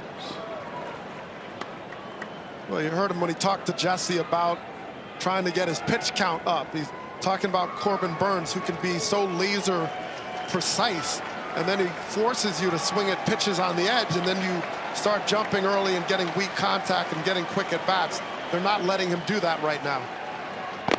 That's upstairs, and Burnes trying all over the place, and Carroll wouldn't chase. Now it's 3-2. Carroll, the on-base percentage this year, .362, as Craig Counsell and Chris Hook chat about what they're seeing from Corbin Burnes. Oh, close play at first. Perdomo back in safely. Oh, timeout. And Santana might have gotten spiked going back in, or something happened, but it was close. I don't know if they'll check it out. I think Santana may have hurt his wrist or jammed his wrist. Yeah, just kind of on the tag. Just making that tag, it might have gotten wrenched in there in the collision with Perdomo. Very close play.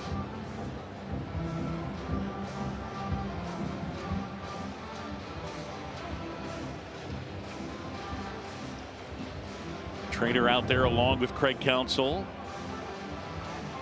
So they had Perdomo leaning, 3-2 count. But I guess on the smack tab on him, he's catching it, tries to go on top. Just kind of looked like his hand like twisted in the glove on the tag. Okay, Corbin Burnes waving out the trainer.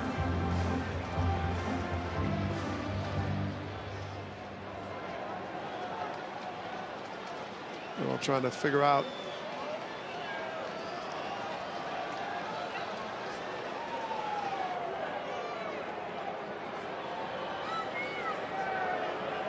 Craig Counsell is right by home plate to talk to Mark Ripperger. Yes, because yes, I did. And this is also tough for Corbin Burnes. He's got a 3-2 count, base runner, and he's just marinating on it. Yeah, I think what's happening here is, did they charge a mound visit there? And Craig Counsell saying, no, no, no, no. He told me go check on the first baseman, and now they're going to bring the entire crew out there. Bannister and Lovello saying no, that should be their second mound visit. I love how all these coaches, they don't want to cross the line into the grass. Very, very respectful of the landscaping crew here. So here's Burnes pointing and saying he's hurting. But because Santana's close to Burnes, the Diamondbacks maintaining that that is a mound visit. because they waving it off is what counsel's trying to find out. He's like, look, this counts. I mean, I need to know how many visits I have. This is significant.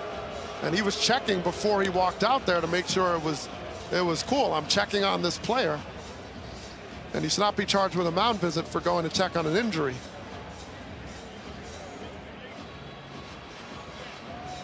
Mark Ripperger, the plate umpire. The crew chief is the second base umpire, Alan Porter. Torey Lovello saying, okay, so it will not be a mound visit. There's Alan Porter. Now that we've gotten that settled, if you're at home and you're keeping track of mound visits, there's a lot of helicopter parenting. A lot of helicopter parenting right now going on. 3-2. Carroll, the pitch. And that is low for ball 4, and he walked him. They have Abner Uribe up in the pen, the Brewers do. And Marte, his first time up, he got tied up by cutters, and he kept that in the back of his head. 3rd inning, and he ambushed him. First pitch swinging and hammered one out.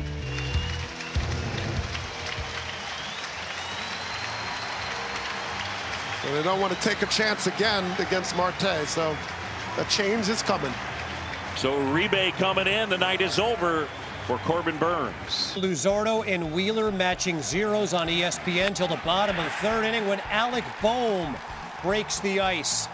The RBI double down the line. Johan Rojas comes in to score. 1-0 Phillies lead over on ESPN. Boom. All right, Cav, thanks. And Craig Counsell going to the bullpen and summoning his hard-throwing right-hander, Abner Uribe.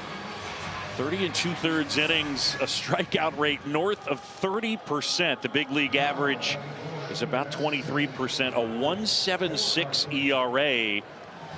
This kid's just 23 years old, and you're talking about a great arm, but only 88 professional innings before pitching at the major league level. So he had dealt with injuries. They had to baby him a little bit at the beginning of the year, and Corbin Burns tied for his shortest outing of the season as he is responsible for both runners, Perdomo at second and Carroll at first.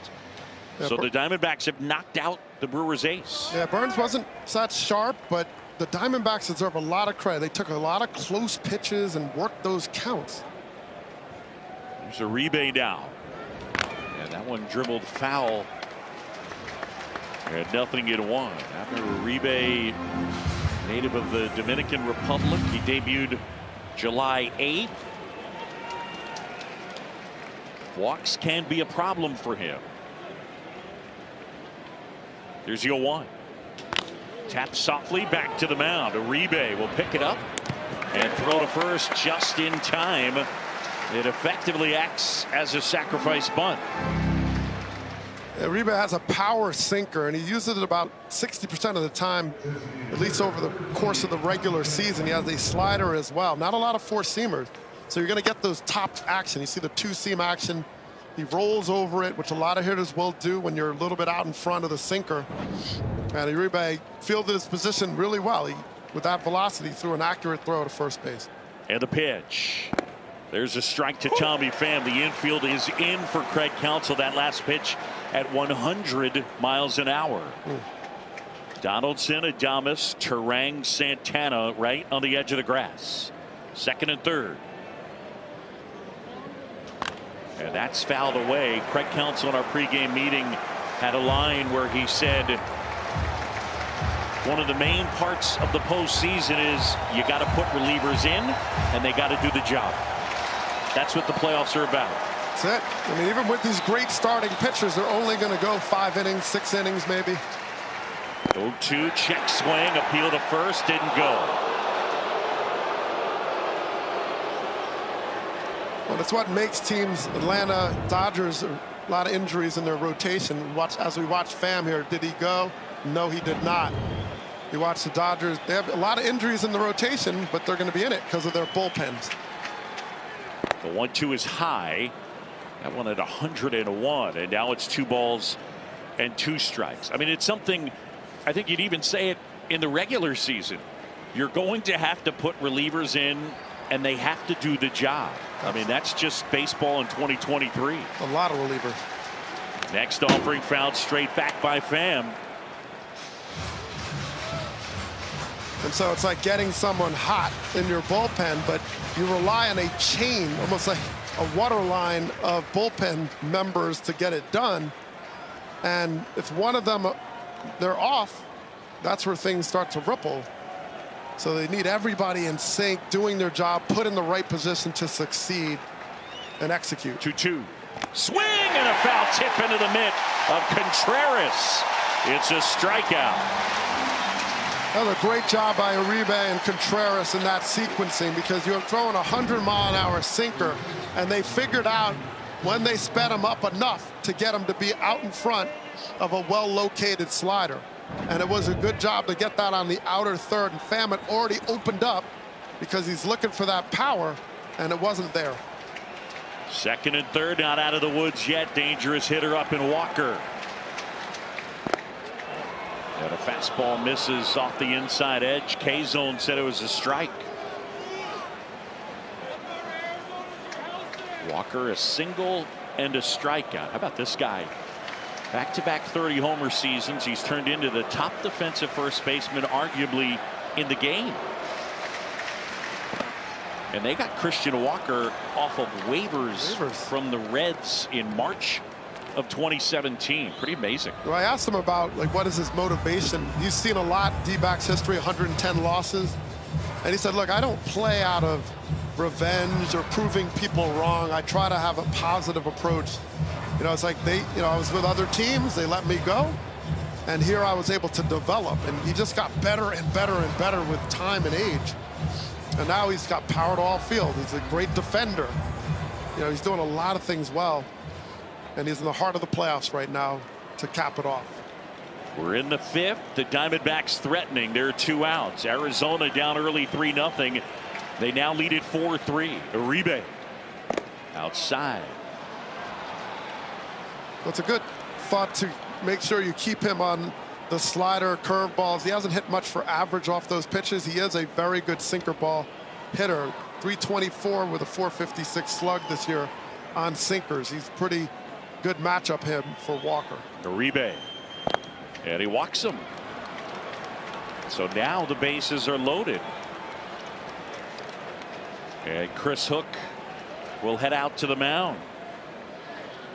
I don't know if I want to name Hook if I am a pitching coach. Right. You know, it's just. Well, you're certainly not interested as the pitcher for the guy named Hook coming out to the mound. It is an old school term. That's what they used to say when a manager would visit. They'd say, Craig Counsell going to the mound, and he's bringing the hook with him. And this is literally true. So, you know, they're a living proverb here, I guess. Yeah. Uribe on here. So Craig Counsell, they still have not named a Game 2 starter. Lots of options. Obviously, they could put Peralta on the mound. It could be Wade Miley, but Craig Counsell wanted to wait and see. It was supposed to be Brandon Woodruff's spot. It was revealed yesterday he has a shoulder capsular injury. He's out for the series and possibly the entire playoffs. There's Moreno. He's homered. That was his last time. And the first offering in for a strike. And Moreno doesn't swing at the first pitch very often. He uses it to size up the pitcher. And so he makes his adjustments from there. Bases loaded, 2 outs, and an 0-1. Way outside. It's Perdomo at third, Carroll at second, and Walker the runner at first. So he asked Counsell also about Game 2, 3, and he's like, let's see what happens in Game 1. Yeah. The right-hander ready and fires. Swing and a couple of hops out to short. Adames to Turang. They get the force. And that's the inning. The Diamondbacks leave them loaded. We go bottom of the fifth. It's 4-3. Family Field, Diamondbacks lead it by a run as we go bottom of the fifth. Moments ago, Jesse Rogers got a chance to talk with Craig Counsell. Craig, tell me the difference between Burns the first time through against Arizona and then the second time through. Well, I just give them credit. I mean, they got some pitches over the better part of the plate and put great swings on them and, you know, home runs. So damage. So give them credit for that. How big to keep it at 1 run right there by Uribe. Yeah, heck of a job, man. It just changed the game, obviously, when you're in 1. And we got to their bullpen early, so they got a lot of guys to go, and there's a lot of baseball left. It's been a crazy game so far. 7 hits and 3 walks. You must like the traffic on the base pass for you guys. Yeah, we're creating pressure, and we just got to keep doing that, and we'll break through here. Thanks, Craig. You got it. So Craig Counsell confident his team will break through as Sal Frelick fouls one away. New pitcher into the game is one of the Diamondbacks regular season starters, Ryan Nelson. Yeah, the right-hander, the 1-1. Well, with Nelson, usually you see the starters, they're going to have a pretty complete repertoire. 4-seamer, cutter, changeup, slider, and a curveball. Frelick takes inside. Sal with an infield hit his first time. And there are the numbers on Nelson.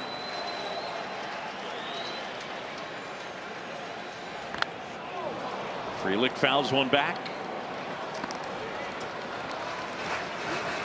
Frelick helped out Nelson there. That was above the zone by quite a bit. And he did foul it off, but now he's got to battle again this next pitch. On the ground, right side, and it's under the glove of Marte and into right field. Frelick is aboard for the second time. Sal Frelick with his second hit.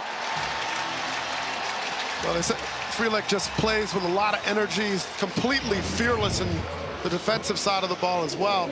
But he gets a 4-seamer. You see how straight that is, just trying to get the command Nelson was shooting for.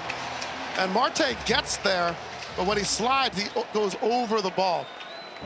And even if he fields that, though, Frelick can run well. No chance at really getting him. Here's Adames now. Ball 1, no strikes on Willy Adames as he doubled softly to left his last time up. Willy Adames, one of their leaders. Swing and a line drive, base hit right field. Frelick stops at second, and there are 2 aboard. Diamondbacks lead it by a run, but the Brewers threatening against the new pitcher. Well, a great job of hitting by Adames. This pitch is elevated and up, and instead of getting into pull mode, he just stays short and goes to right field by getting on top of the ball. You got to watch your top hand working here. Top hand rolling through, and that allows you to get on top of this high fastball, and he finds the barrel and gets the base hit out of it. All quiet in the Arizona bullpen. Here's Donaldson down. 4-3 Arizona, 2 on. And that one at 97, missing for ball 1. Josh Donaldson 1 for 2 with a single. Released by the Yankees August 29. 2 days later, the Brewers signed him, then sent him to AAA. Swing and a line drive, base hit center field. And Donaldson with his second hit of the night, and they're loaded. Well, Donaldson just looking like his MVP form. You know, not getting big, not trying to hit it off the scoreboard, but just getting the base hits and staying in that line drive stroke. He's a super fly ball hitter, but look at the 4-seam. There's no movement on that. That is a straight fastball. And if you throw a straight fastball, you got to locate or elevate to get the swing and miss. That's in the zone. Donaldson, good hitter, patient hitter, and gets the barrel to it. And a pitch. And Turang, did that hit him? It certainly came close. And they're going to say that, in fact, did get Turang. Frelick trots home Sal Frelick. And it is 4-4. You get the breaking ball, and they talk about back foot slider, more of a curveball spin. And does he get his foot out of the way? Is challenging the call of hit looked by like pitch. it might have missed him. That is reviewable. A hit by pitch is reviewable. So watch the back foot, and does it get the toe? He moves his foot out of the way. It looks like it gets dirt. And I'm not sure it got him. No, I don't think so. It's close. That's an interesting angle as well. Does it change direction? So this is what they'll be reviewing, all these angles. But let's remember, the call on the field is hit by pitch. Yes. And I don't know that thus far we have seen a look that definitively shows that it didn't hit him. And that's what it takes, clear and convincing evidence to overturn it. If there's not, they will say the call stands. And does that get? This is where you kind of lose sight a little bit. Well, the front foot is blocking. You know, this angle, you see his foot get out of the way, and you just see dirt. Does it change direction? So they're going to watch this very closely, and they have other angles to work with here. Well, the thing that they're capable of doing back at the replay center in New York is basically placing two replays together in a mosaic so they can take the look from center and the look from the side and put them together and time them up. That is something that we don't do, but they can do back there. Well, with the stakes of these games, they're going to watch it very closely. It's going to take some time, and pitchers are going to have to be patient and get out of sync possibly. We saw that with Corbin Burns, but they're trying to get this right, and it's very questionable, and it's going to be a close call. And we've learned that. Now Alan Porter. After review, the call on the field is overturned. The batter was not hit by the pitch. The count is 1-0. Arizona will retain their challenge. So there you go. Yeah, it looked like it missed him, but it was the clear and convincing is the tough, and that's why it's so significant. What is the call on the field? Because that creates the standard by which you overturn it. And so it matters still what the umpire calls, because it creates a burden that's higher to overturn it than to sustain it. So Diamondbacks still have the lead 4-3. Turang up 1-0. And a swing and a miss. A lot of times when these teams are bringing in a starting pitcher, they're hoping for him to go deep in depth. Right now he's not gotten, Nelson hasn't got a single out, and that's cutting into their ability to use him as a long reliever. Swing and a miss from Turang. Frelick, Adames, and Donaldson third to first on the bases. The right-hander Ryan Nelson.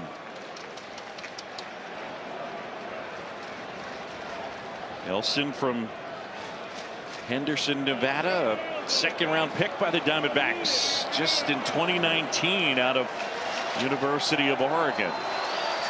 John Shambi, Doug Glanville, and Jesse Rogers here at American Family Field. Brewers fans ready to explode. Their team down a run. Yeah, that's fouled back.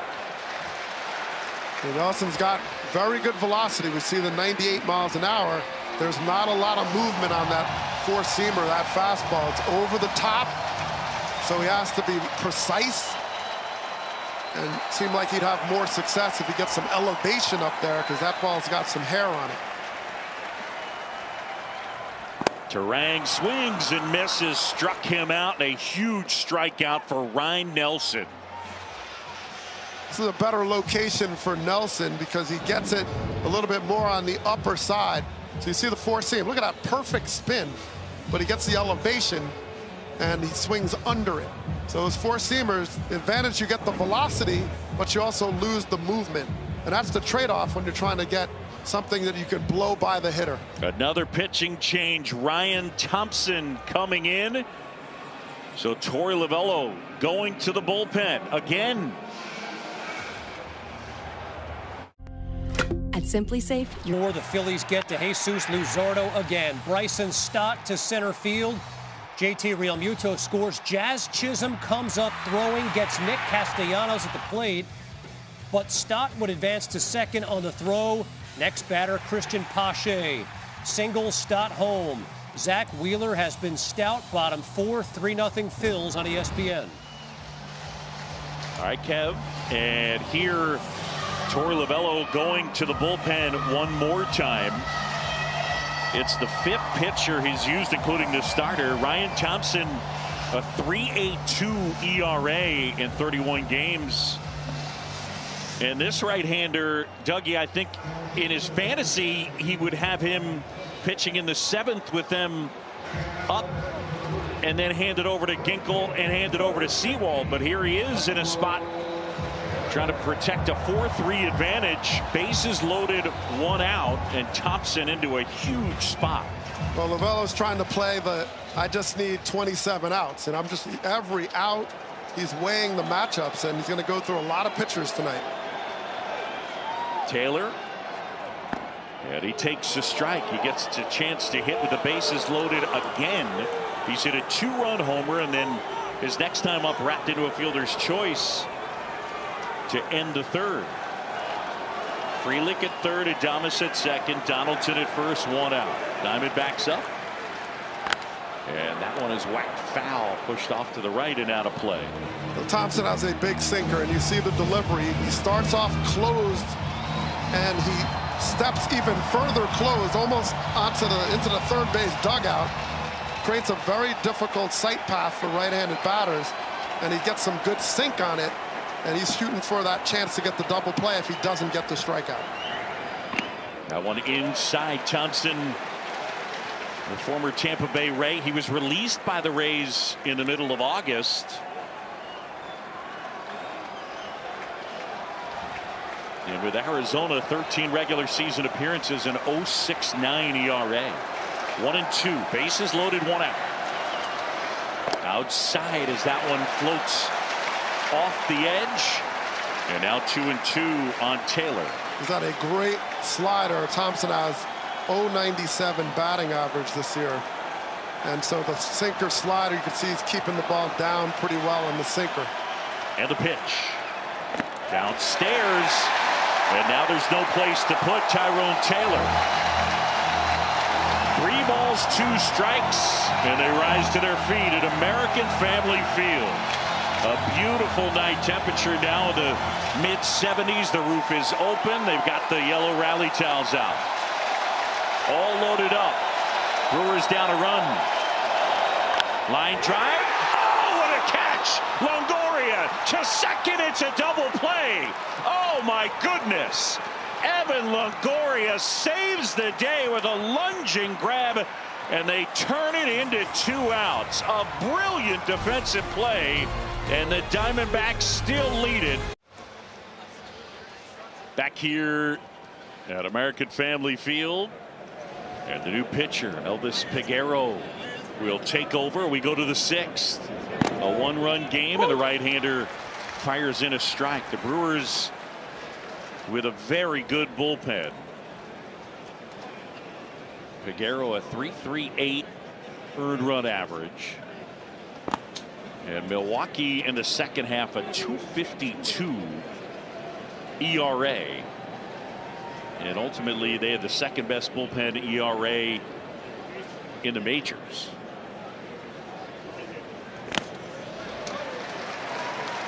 Gurriel fouling one off, and the count is 1-2. 4 runs, 5 hits, no errors for Arizona. 3 runs, 10 hits, no errors for Milwaukee. The Diamondbacks have used 3 home runs in this game. That one inside, check swing, he went, struck him out. Gurriel is gone. Well, Evan Longoria turns 38 on Saturday, and happy birthday. What a play. I mean, a spectacular play by the former Gold Glove Award winner. 3 times he won that award. In fact, it was his first 3 years, or his first 2 of his first 3 years in the bigs. He won that award. He's always had really good hands and put together a very impressive career. Well, the other question is, Adames getting doubled off there. You have to freeze on that line drive and kind of head back. And so with his squad trying to get that extra run across, you wait, because if it gets by him, they probably could still score it potentially, or at least get to that next bag. So getting doubled off there is certainly not ideal for the Brewers. Swing and a miss from Thomas.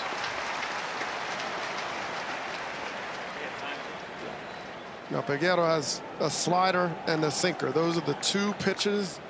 Good movement. Keeps it down. And that is his bread and butter.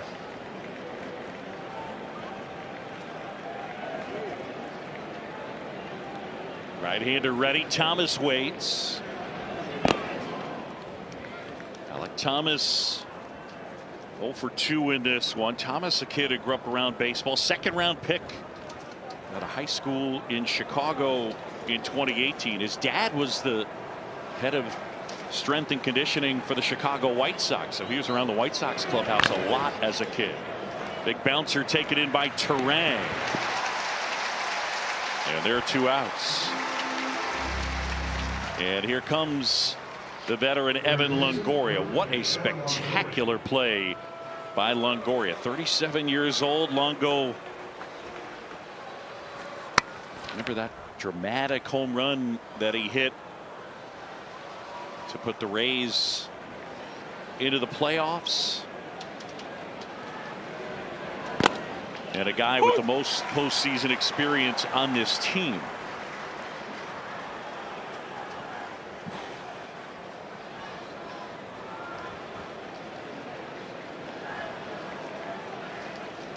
The 0-1 downstairs. I like listening to Torey Lovullo before the game about Longoria. He says, look, even when he doesn't match up as well against the pitcher in his repertoire, he still has good at bats. He still works counts. He still gives quality to that at bat. Swing and a miss. And the count is 1-2. Yeah, a guy as a veteran who impacts their clubhouse, still loves to play. And fun to be around. Fans waving the towels. 1-2. And a base hit into right field as Longoria goes the other way.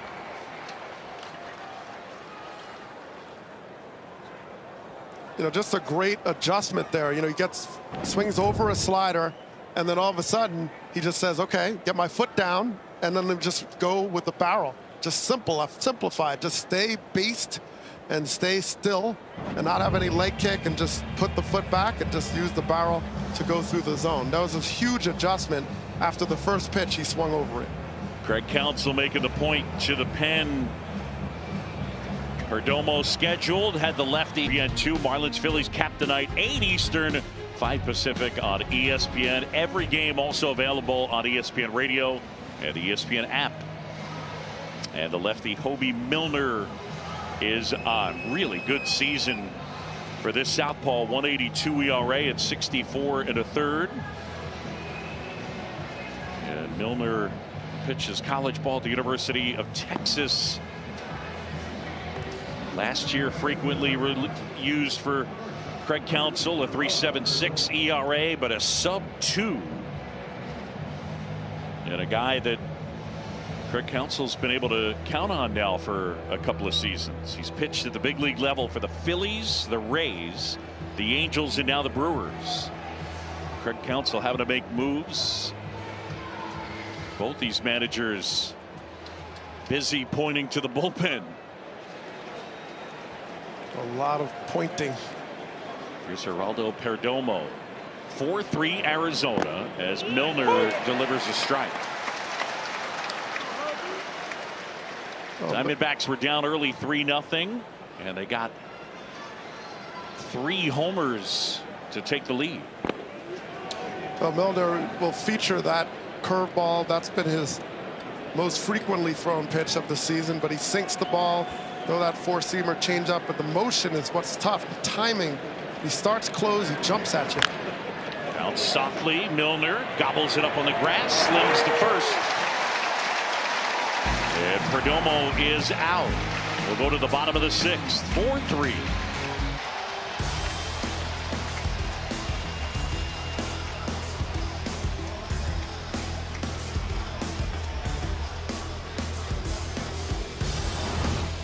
Back here, we take a look at our game track, and it's brought to you by Volvo. We're in the bottom of the sixth in Milwaukee. The Diamondbacks 4, the Brewers 3. Arizona with 3 homers tonight. And for the Brewers, the bottom of the order doing the damage. And Christian Yelich.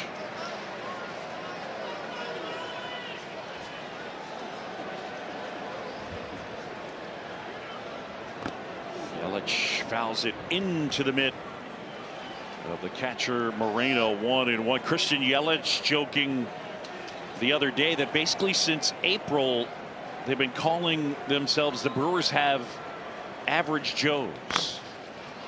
A foul ball off his foot. Have you seen the movie Dodgeball? I have. With Ben Stiller. Yeah, so Vince Vaughn, obviously one of the stars of that movie, but you know, the Brewers, they're just the average Joes is what they came up with. And whereas the Diamondbacks may not be Globo Gym, there are some Globo Gyms out there waiting in the Dodgers and the Braves if they're able to get through. If you're wondering whose patches hurling the wrenches at people, that would be America's bench coach, Pat Murphy. As Yelich bounces a foul. Yeah, it's a group that's fun. They got a good sense of humor. Well, and Craig Counsell talked about how, you know, it's a fun group. He just enjoyed this team and how they have come together. And they've done it by adding pieces. They've had to make moves, a lot of moves, but they've gelled around it. Yelich spoiling that one foul. And then Mark Canha coming over, Santana. You know, some moves where they had to send players out and back. And they've just been able to get stronger over the course of the season and fill certain holes. And here they are.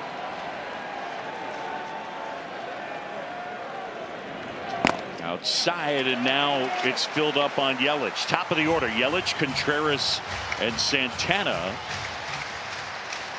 against Ryan Thompson. Yelich waits, and that one misses. Moreno thought it was strike 3, and instead it's ball 4. The K-zone had it in the zone, but right on that border. But you look at the location, you see that K light up. So that means it is a strike. And you have a guy like Thompson whose movement goes very much into and away from lefties, into righties. That ball on the outside is crossing that plate. Contreras takes a strike. And William frustrated with the plate umpire Mark Ripperger.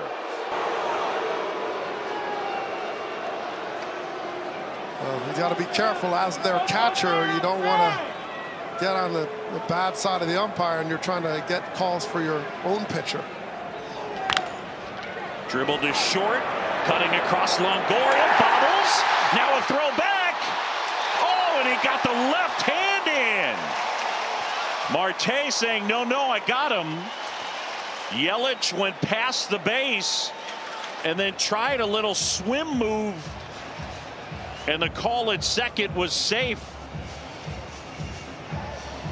Wow, what a play. I mean, look, Longoria knew he messed it up, but then a quick recovery and good job by Marte on holding the bag. He held the bag and called for it. And the ball certainly beat Yelich. Call at second base. The ball certainly beat Yelich to the bag, but did he get the tag on him? It looked like Yelich might have reached around. Did he get his chest before he did that? Very quick athletic move by Yelich to reach around and just have to find out when the tag was applied and when that left hand got in there. So it'll be a base hit. But now, will the folks back in New York overturn the call? Safe is the call. Watch the tag. Now watch Yelich's left arm. Now, did he get his right arm before the left arm? That is going to be the question. That's it. I think the other angle might be the better one. That one, you can't tell when the tag is applied. But these are great shots just to kind of work with. And they're watching the big screen now. Everybody's looking up. After review, the call on the field is overturned. The runner is out. Arizona will retain their challenge. Yelich out.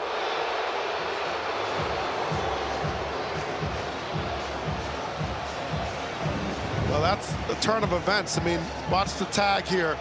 Now watch the right arm.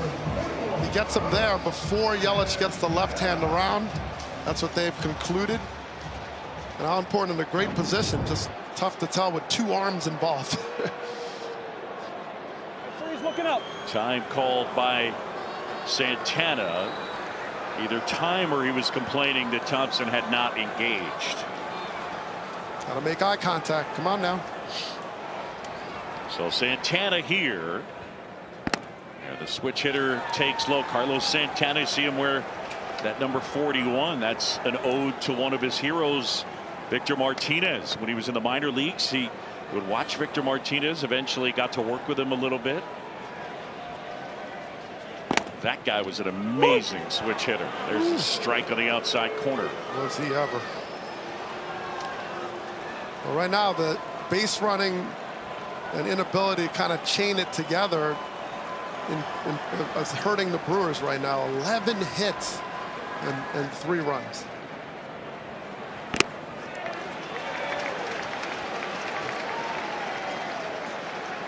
And 4 walks to go with that. 1, 2, 3. I'm just counting my board. 1, 2, 3, 4. 4 walks, 11 hits. A lot of traffic, as Craig Counsell said. They're just not punching it through. And some of it is base running mistakes. We saw Adames get doubled off. We saw Yelich overrun the bag.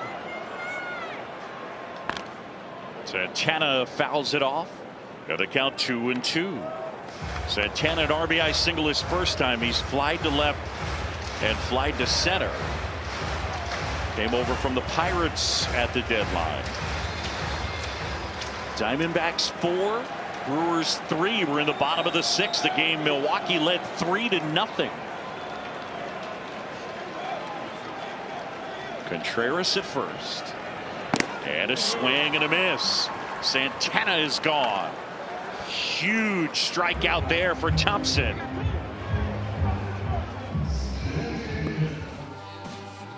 We made our own tequila, so we'd always have a reason to get together, so you'd always have a reason to get together.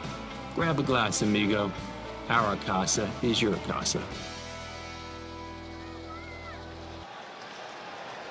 Well, now it's Mark Canha. And Canha takes the strike. Canha, 34 years old, the DH in this one. He's 0 for 3. Arizona leading 4-3. They've been out hit 11-6. Chopped on the ground. 2 big bounces. Perdomo, Marte, inning over. No runs a hit. 1 man left. We played 6 in Milwaukee, and the Diamondbacks lead. To 7th, the Diamondbacks 4, and the Brewers 3. Boog Sciambi, Doug Glanville, and Jesse Rogers. And Hobie Milner continues as he faces Corbin Carroll, who flips one into left field for a base hit. And so Carroll on base for the 3rd time, a homer, a walk, and now a single, and a guy who is a big time threat to run. And he's making it look easy right now. Milner is extremely difficult on lefties. The sinking action of a side armor. But watch how he stays inside this ball. Hands to the body. He follows through towards left field where he's kind of going with it and gets it done.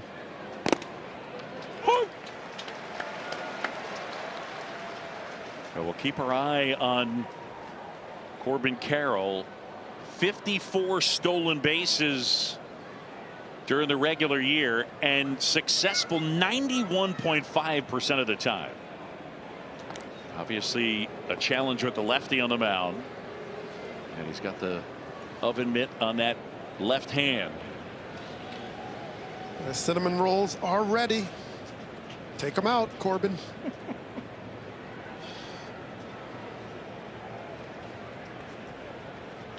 Marte swings and hits one in the air center field. Frelick makes the catch and gets it back in, and Marte retired. Greg Counsell out of the dugout.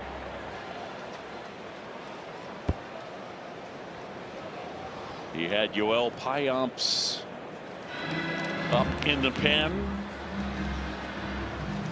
I don't think Craig Counsell anticipated having to use all his leverage guys, but that's been the case here tonight. Milner gone. Pitching. Good luck. Thank you so much. Evan Longoria, a guy who still loves it and impacting the game with his glove here in this one. Glove and the arm, two really big time plays. Yoel Payamps will take over, a 2.55 ERA in 70 2/3 innings, and a strikeout guy, 27%, above that big league average. Now a little bit of risk here because you're bringing in the right-hander and you have Corbin Carroll on first base, and he stole 54 bases, but he also stole 45 of them against a right-handed pitcher.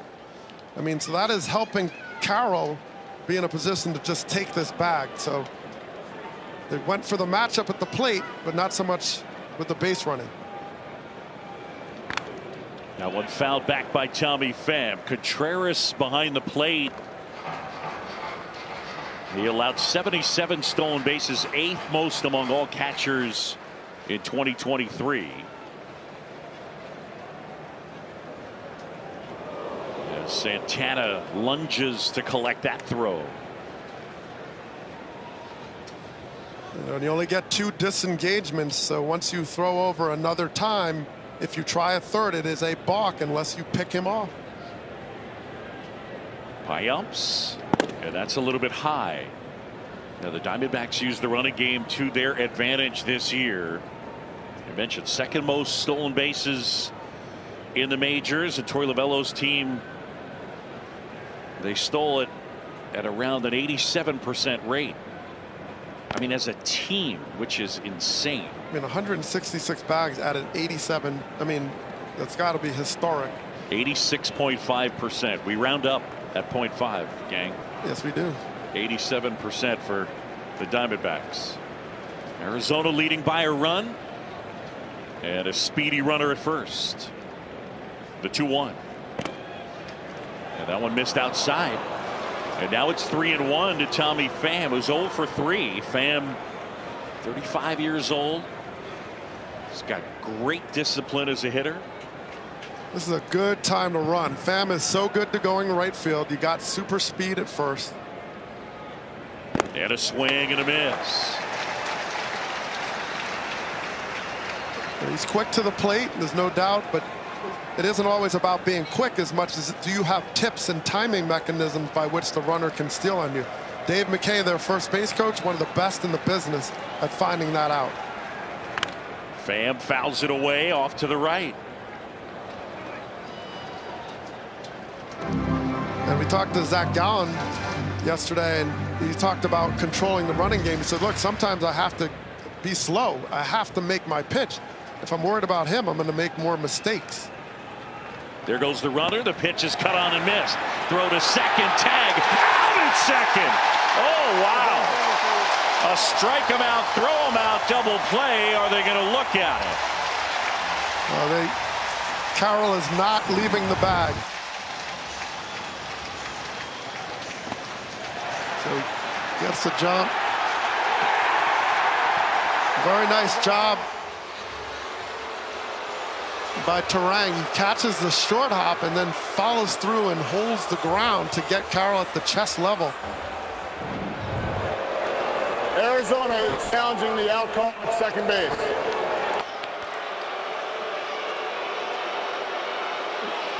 Well, you see Carroll going in, and Turang catches it, but it's a short hop that he comes up with. He's not catching it and coming down. Watch his glove. He catches it and has to go up and then into the tag. Now it looks like Carroll might have got his leg in there and his elbow. Turang's forearm is on his knee. Does he make the tag? Looks like his foot is on the bag. So look at extended foot by Carroll. Oh, I think he brushed his pant leg with the glove.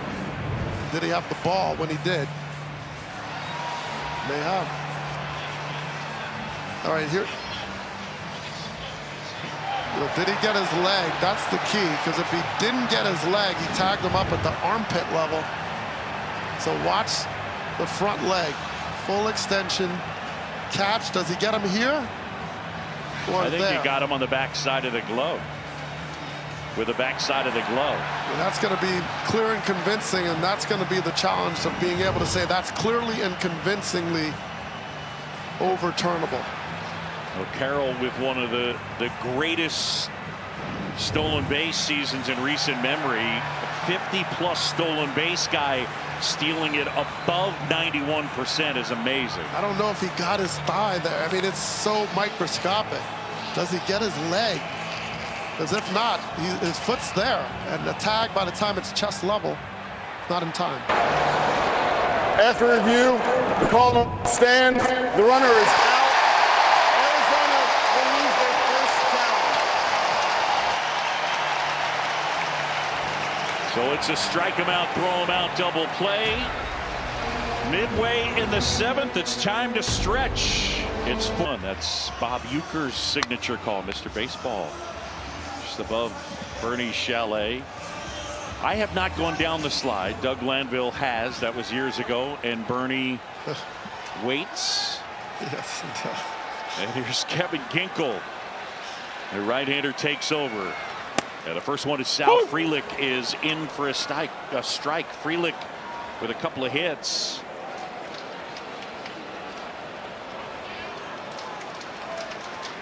The kid from Massachusetts starting in center field. Talking to Sal yesterday, he said, "Are you excited?" And his eyes got really big, and he said, "I wish we could play right now." He's doing a great job so far. 2 base hits. Good bats.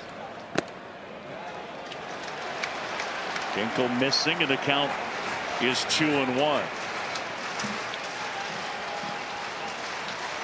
Ginkel, 4-seam fastball, slider, sinker. That's the primary. Yeah, the 2-1 finds the mark. 95. He dots the outside corner. This is the 11th pitcher used in the game, the 9th reliever. That's for both teams combined. 2-2 pop foul back our way. Oh, that was a little bit close there. Full disclosure, Doug Lanville and I get a chance to work together during the regular season, both on TV and on radio. We had a game earlier this year out in Anaheim, and I got hurt on a foul ball. Maybe not hurt, but yeah, didn't feel great on my thumb. No, it's bruised forever, and yeah, I couldn't do anything. I was too far, and then I felt like if I dove across to protect you, then there might be some real damage. A little ricochet off the face, you know, glasses, that would have been bad. So I had to let you wear it, man. And I wore it. The 2-2. Swing and a miss. Frelick is down. Ginkel able to get him. There's one away. Well, Ginkel, he's tough in that 65 1/3 innings. He's only given up 3 home runs, so he kind of avoids that quick strike. You have to chip away against him, and this is where he gets that movement. It's riding away, 4-seam action, and he's a tall guy, just kind of brings it down on you.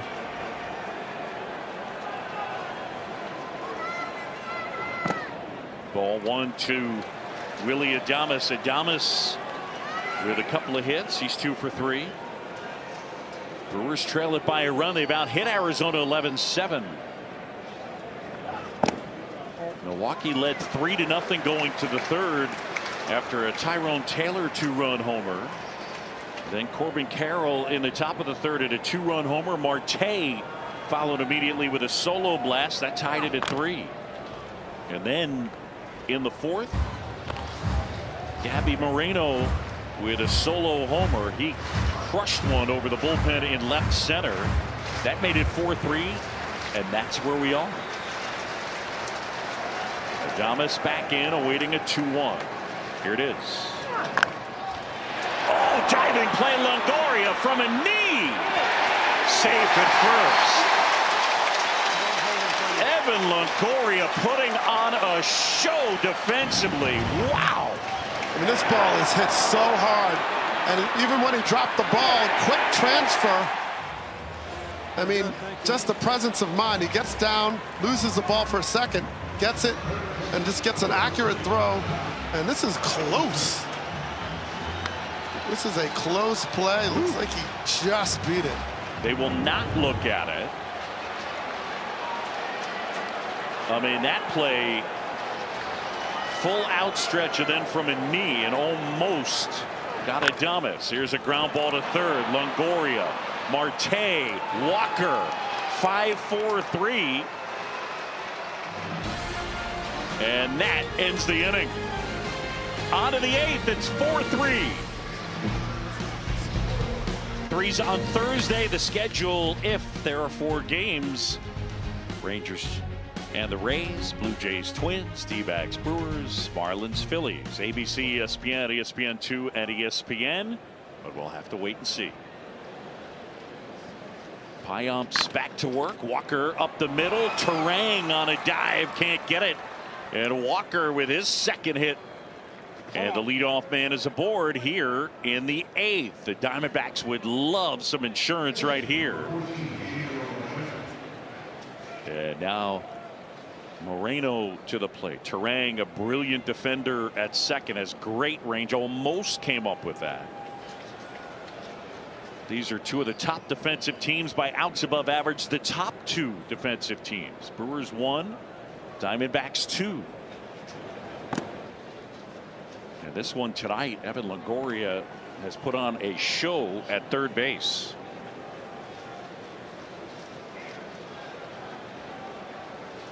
Moreno with a big home run. His homer's the difference. And that one downstairs. Moreno just has consistent, calm at bats. I mean, it looks like he's seen all these pitchers for years, but he just stays back. He's quiet. He goes the other way. He's got pop. I mean, these are good takes. This is a laying off a tough slider, then a sinker in, and he didn't jump at it. He didn't get ahead of himself. And he's putting himself consistently in hitters counts, and he's really a dangerous hitter when he's get ahead in the count. The 3-0 misses and a 4-pitch walk. So the 23-year-old catcher is on base. 2 on and nobody out for Arizona. And now Chris Hook will go out and talk to Yoel Payamps.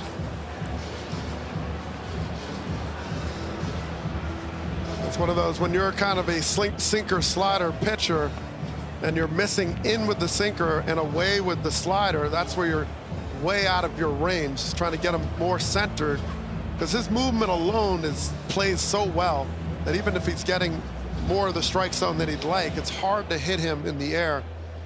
It's hard to get him squared up.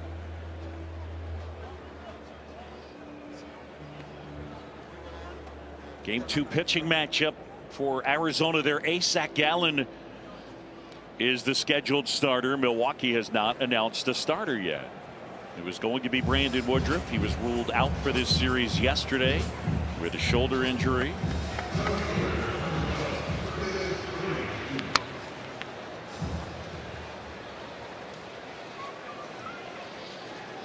Trevor McGill is up in the pen for the Brewers.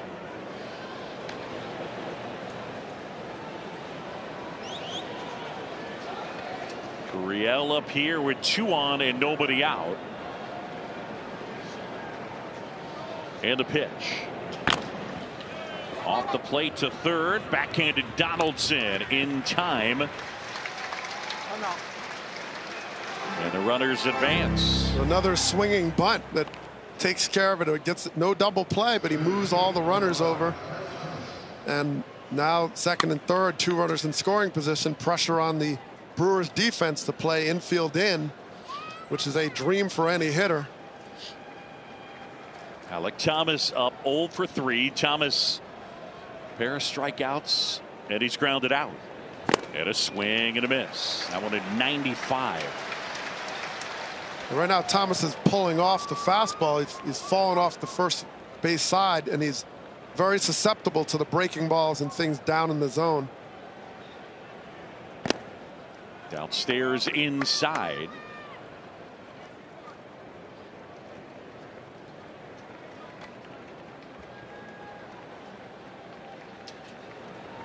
Donaldson, Adames, Terang, Santana on the edge of the grass. And a swing and a miss. It's 1-2. How about this one? I mean, a couple of teams, especially the Brewers, excelling in run prevention, and they've been kind of hanging on by their fingernails in that department. Just so much traffic on the bases both ways.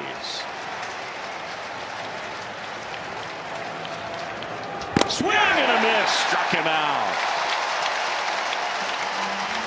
Thomas is gone, and now it'll be left up to Evan Longoria to cash in this chance. You talk about expansion. He expands the zone north, up in the zone, gets him the chase.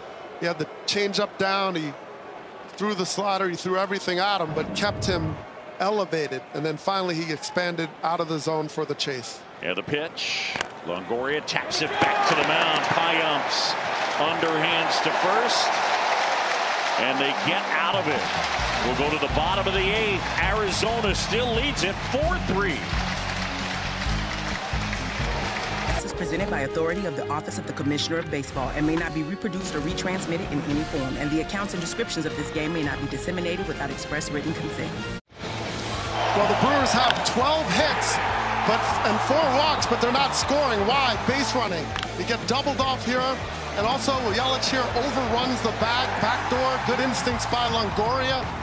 So they're running themselves out of innings. So 12 hits, 4 walks, and only 3 runs, and they can't afford it. And now all of a sudden their backs are against the wall as we go to the bottom of the 8th. Craig Counsell going to his bench. 8-9-1 scheduled. And it'll be Jesse Winker against Kevin Ginkel. The pitch.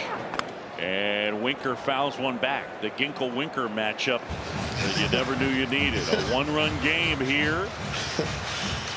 For Winker, just wasn't able to stay healthy this year. And a swing and a miss. Well, he had an amazing year a couple years ago with the Reds. He was all-star. He was an all-star starter in Denver. He's stretching right now.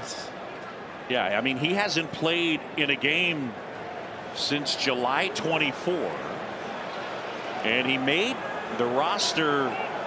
It was basically, Craig Counsell said, they chose Winker's at-bats over Tellez at-bats.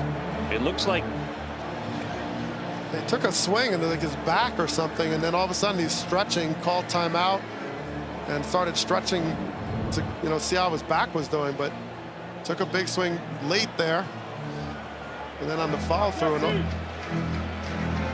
just kind of went into a stretching position that you would do at the gym. Just I mean, like you said, hasn't had a lot of playing time, and now you got to gear it up here. So Winker back in an 0-2 hole. The pitch, and he struck him out. Ginkel blew him away. And Winker down on strikes. Well, this is just heat. I mean, I'm just coming at you. 4-seamer elevation, and Winker, you got to do that. You got to get it up in the zone, and he gets a little piece of it, but not enough. So Winker retired. Yeah, the pitch in for a strike to Tyrone Taylor. Taylor, a 2-run homer in the second. Grounded into a fielder's choice in the third, and then he lined to third on that spectacular play by Longoria that he turned into a double play. Well, Longoria's just been a defensive star. I mean, even when he made a bobble, he recovered quickly because he paid attention and watched for Yelich overrunning the bag. So just fantastic today. Swing and a miss. And 1-2 on Taylor.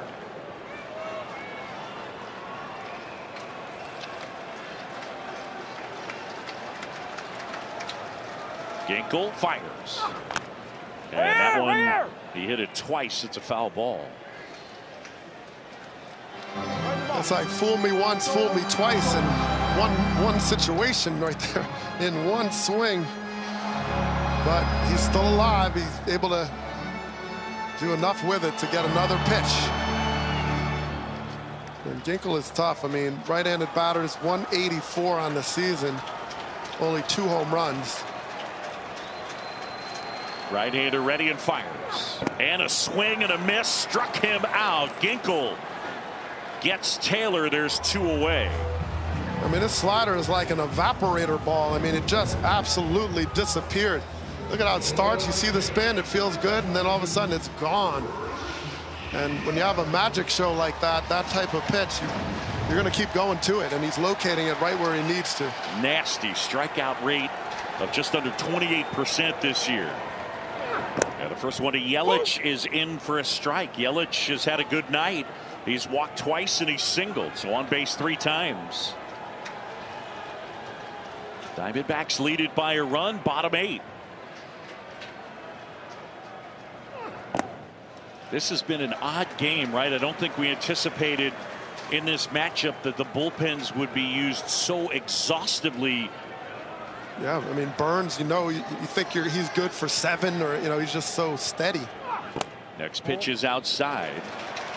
And we figured Fott might be out, but you think about the strategy of the D-backs. They're like, wait a minute, we could empty the entire notebook because we have Zach Gallen and Merrill Kelly, 2 pitchers that go deep. Yelich fouls one away. I mean, all these base runners, and still nobody has scored since the 4th. The Brewers have left 10. The Diamondbacks have left 7. Yeah, I mean, this is serious traffic. If you had this kind of traffic, you'd have put up a street light or something. 2-2. Yelich waits 2 outs. Here it comes. And a swing and a miss. Ginkel is pumped up as he strikes out the side. We're going to the 9th here at American Family. The closer is on to try and keep it a 1-run deficit for the Brewers. 61 appearances, a 1.53 ERA.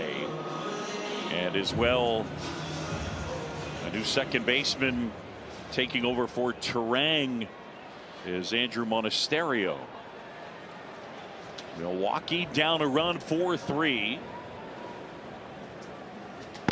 Geraldo Perdomo takes a strike from the right-hander. Evan Williams, who was an all-star this year and last year. Former Rookie of the Year.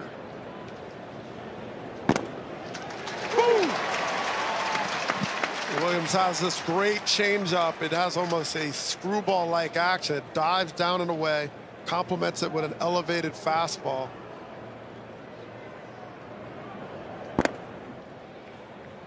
And it's just a nightmare on your eye level. Fastball up, changeup down. He's got that top to bottom strategy working really well. He's very hard to hit. Bottom 4% in hard hit rate. Fouled off by Perdomo. 1-2.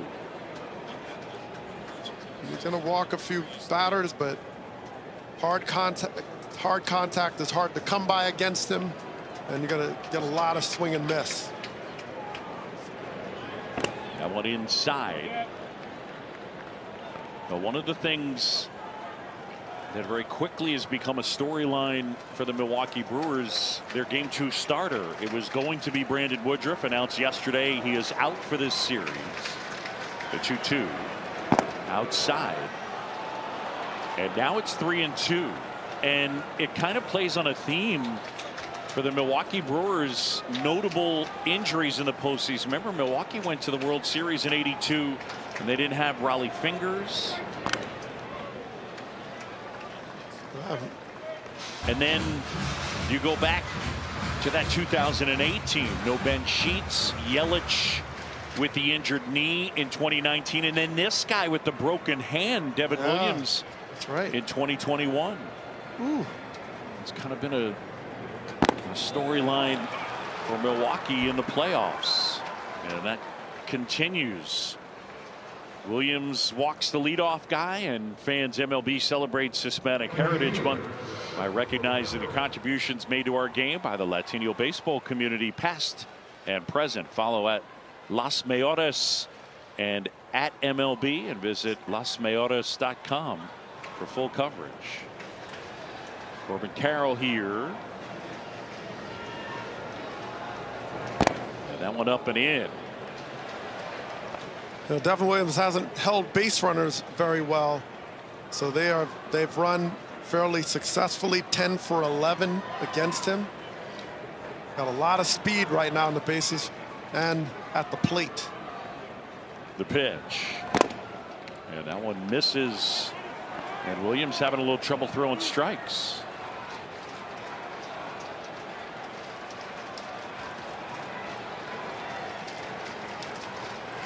Perdomo edging away at first.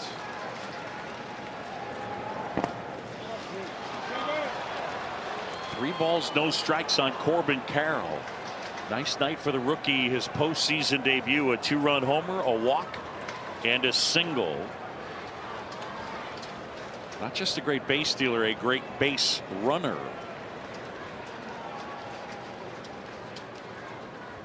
And a 3-0. And that's ball 4. So the Diamondbacks trying to add on, looking for insurance here in the 9th, and it's off to a good start for them. Well, you also have 2 really good base runners on with some speed. A lot can happen, and they can make a lot happen. Marte can run. He's very good as a left-handed batter. That's where he has some pop. This is the best situation they've had in a while of making something happen on the D-back side. This is the final mound visit for the Milwaukee Brewers. So, I mean, you talk about, I would love a Fitbit on the pitching coaches and the Mariners here tonight and see how many steps they got in, because Devin Williams in this game, each team has used 6 pitchers. Yes. The Brewers are out of mound visits. I mean, this is a precarious situation for the Brewers because the Diamondbacks are going to use everybody, and they have these 2 starters lined up for games 2 and 3 that are incredible, and they go deep. Whereas, and the Brewers, if they're not going to pull this off, have used everybody, including their closer. Yep. So here's Marte, 2 on and nobody out. And that one is down and in as Marte shortened the bunt. It's ball 1. They've got Bryce Wilson warming up in the Milwaukee pen. Marte has got some ability on this side. Righty, lefties. He's dangerous either way. Yeah, better right-handed hitter. But you're talking about a guy that put up a monster season in 2019 with an OPS just shy of 1,000. In 2019, he finished 4th in the NL and the MVP. 2 on, nobody out. Williams fires.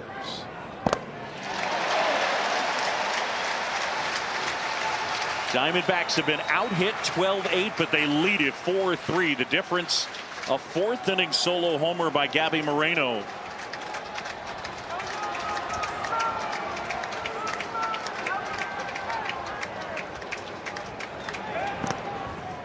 Good job by Contreras back behind the plate. William Contreras,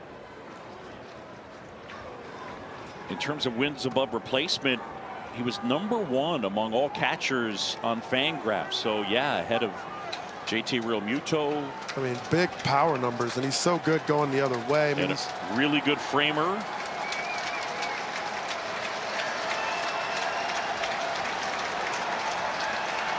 The 2-2.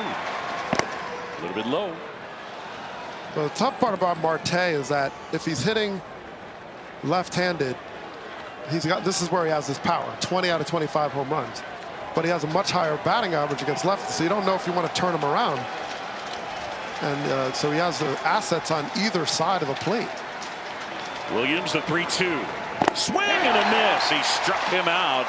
He went with the heater up and in, and Marte can't believe it. I mean, these are so well located, not that he has been sharp, but they end up right on the black. I mean, look at this. Starts at your hip, starts right at Marte, and watch that run. It just turns the corner. And Marte just swings under it. But 96 right under your shoulder blade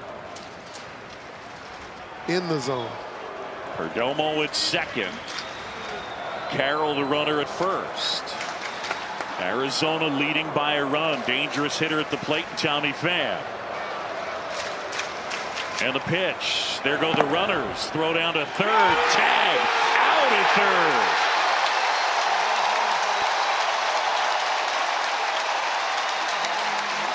To the naked eye, it looked like he swiped too early. Nope. They got him. And they won't look at it. Well, when he talked to Craig Counsell before the game, he said, yes, anybody who's an aggressive team, we understand that, but there's also outs to be made on the bases. That's the trade-off.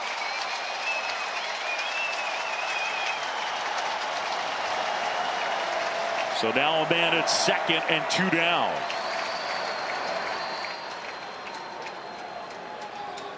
You know, Contreras, you know, you look at the numbers on the season, didn't throw necessarily that well statistically. You know, a lot of times you steal off the pitcher, but he's had some big caught stealings today.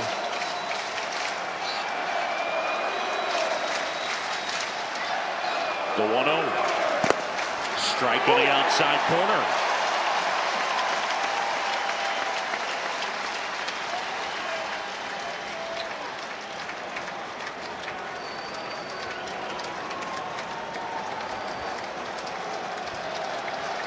Pham 0 for 4, awaiting a 1-1. And that one gets all the way to the backstop. And Carroll will advance to third. And that is not small because obviously with a fast guy and that changeup that Williams likes to bury into the ground, Diamondbacks would love to add on. 4-3, we're in the 9th. Contreras, Santana, and Canna, 2-3-4 scheduled for Milwaukee. But first, the 2-1. Outside low.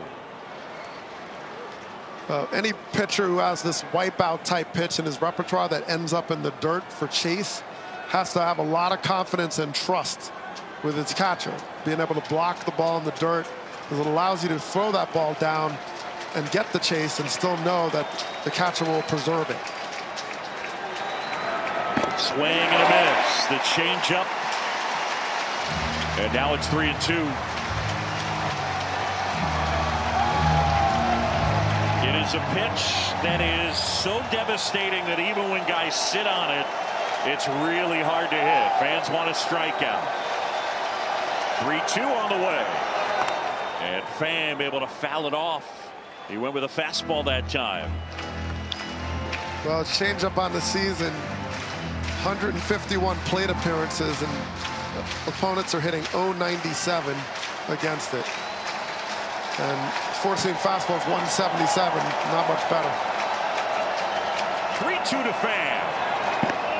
And that is low ball 4. Tommy Pham takes the walk, and that is that excellent eye on display. It's one of the things. Tommy Pham, a guy that doesn't chase very much, and delivered a really good plate appearance right there. Just a calm presence. He's just been this way since he's gotten to the big leagues. He's done some great things. You know, 30 doubles. He's stolen bases. He's hit for power, defense, and been on a lot of teams in the postseason run. Here's Walker down. 2 on, 2 out. Swing and a miss. Walker has singled and stolen a base, struck out, walked, and singled. So he's 2 out of 3. Diamondbacks by a run. We're in the 9th. John Shambi, Doug Glanville, Jesse Rogers.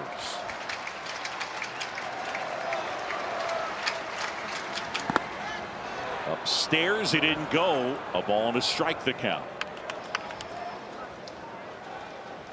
Pham has quite a few stolen bases this season, and you may wait to 2 strikes just to possibly free up Walker and look for that changeup. The 1-1. Swing and a miss.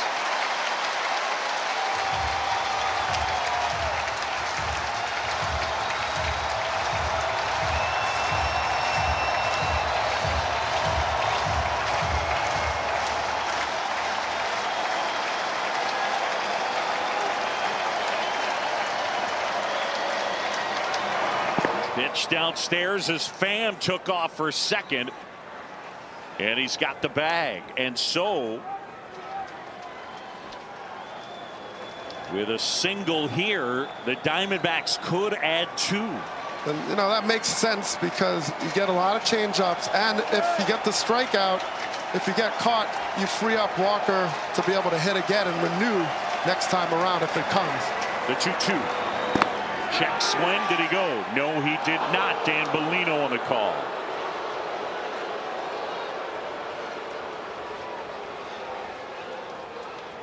Gabriel Moreno in the on-deck circle. 3 balls, 2 strikes on Walker. Second and third, 2 outs. Williams trying to finish him off.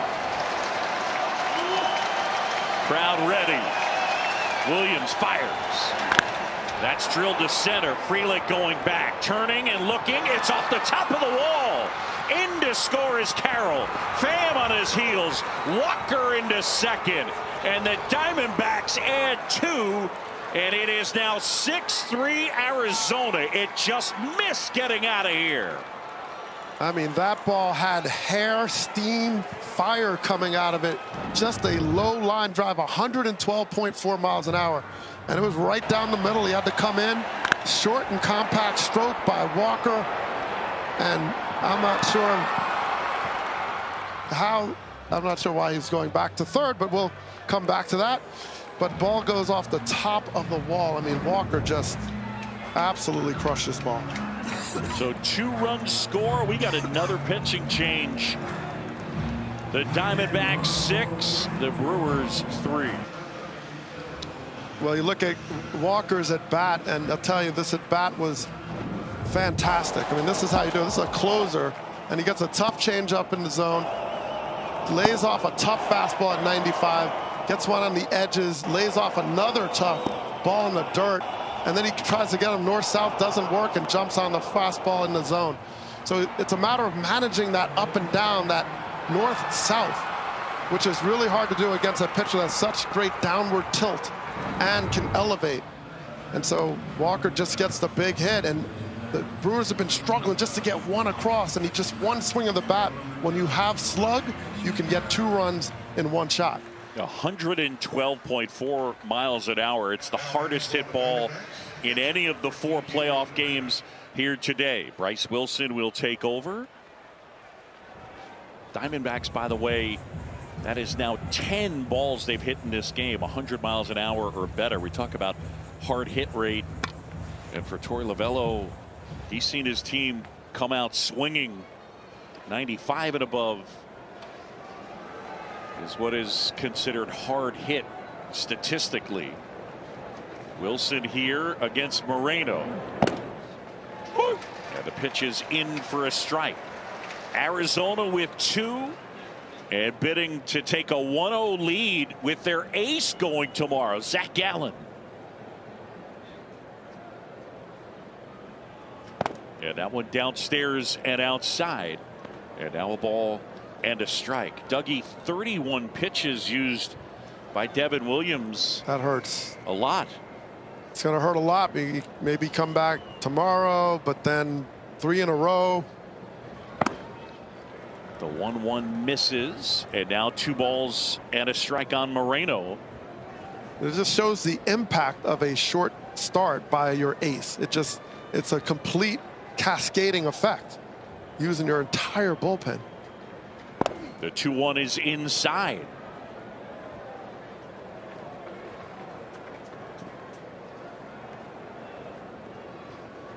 But you know, this time of year, people pitch 2, 3 games in a row. I mean, there's no tomorrow, so you just gotta go get after it. That's in there for a strike. 8 pitchers used tonight for Craig Counsell, including the starter.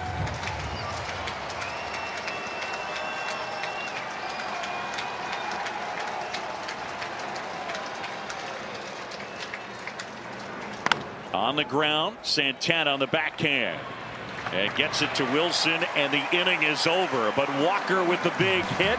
Diamondbacks add 2. We go to the bottom of the ninth, 6-3. From one pitcher to the next, Nelson, Thompson, and Ginkel in the 8th. Big pitch to get the chase by Christian Yelich. This bullpen has held them to nothing from the run-scoring standpoint since the 2nd inning, even though it's been all kinds of traffic. So now they have another arm to see if they can pull it off. Paul Sewald will take over. And this now the 14th pitcher to pitch in this game, including starters. I said Craig Counsell has used 8. He's used 7 pitchers in this game. Diamondbacks got this guy from Seattle right at the trade deadline. They plugged him in to the closer spot. 20 appearances, 3.57 the ERA, 13 saves. And here is Contreras. Diamondbacks up by 3. And a swing and a miss. I mean, Sewald offers very straightforward repertoire. He's going to throw a 4-seamer and he's going to throw a sweeper for like lateral movement. Contreras fouls it away. He is not your standard closer that we see in the game today in terms of a 4-seamer velocity. His average fastball is 92.2. It's not the 95, 96 we see so frequently out of bullpens. The 0-2. Swing and a miss, but there's the pitch. That sweeper, and he gets a swing and a miss and a strikeout, and there's one away. Well, it's like ultimate frisbee, trying to hit a frisbee coming out. I mean, this ball just slides away. Look where it starts. It's like, oh, is it inside? Where does it end up? Almost off the plate. So you're bailing out as a hitter, your hips fly open, and you just have nothing left. And if he does hit it, all he can do is flick it over the first baseman's head. Pitch to Santana. He swings and lifts it in the air to center. Going out Perdomo, called off. Thomas makes the catch. And the Brewers are down to their final out. They talk about effectiveness, even with the lower velocity at 93. In 01, he struck out 104 in 64 and 2/3, 22, 72 in 64 innings. I should say 21 before, and 80 strikeouts in 60 and 2/3. So he gets the punch out. He has the swing and miss, and that sweeper is a big reason why. Well, now it's up to Mark Canha to keep the Brewers alive, and he swings and misses. Canha 0 for 4 with a pair of strikeouts. Diamondbacks lead at 6-3. They're an out away from taking game 1, and they have their ace Zach Gallen on the mound tomorrow night. When you watch Sewald throw, it's like he drops down, his elbow goes down, and then it's like almost like he's pushing the ball, but it gives that perception of like it's rising, and that's what makes it so hard to hit. Pitch inside, and that actually hit Mark Canha. Oh, nothing shocking there. Canha, 17 hit by pitches on the season. Led the league many times. So Canha gets plunked. Sal Frelick now.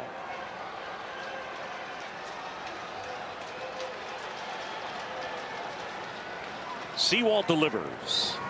And the pitch in for a strike. Frelick, a strikeout and a pair of hits and then another strikeout. So he's 2 for 4. Diamondbacks 6, Brewers 3. 2 outs, bottom 9. And that one lifted foul off to the left. And that'll find the seats. 0-2 on Frelick. So the Diamondbacks 1 strike away from taking game 1 here at American Family Field.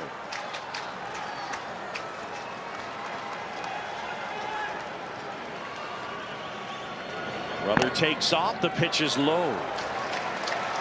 Arizona, they chased Corbin Burnes after 4 innings and 2 batters.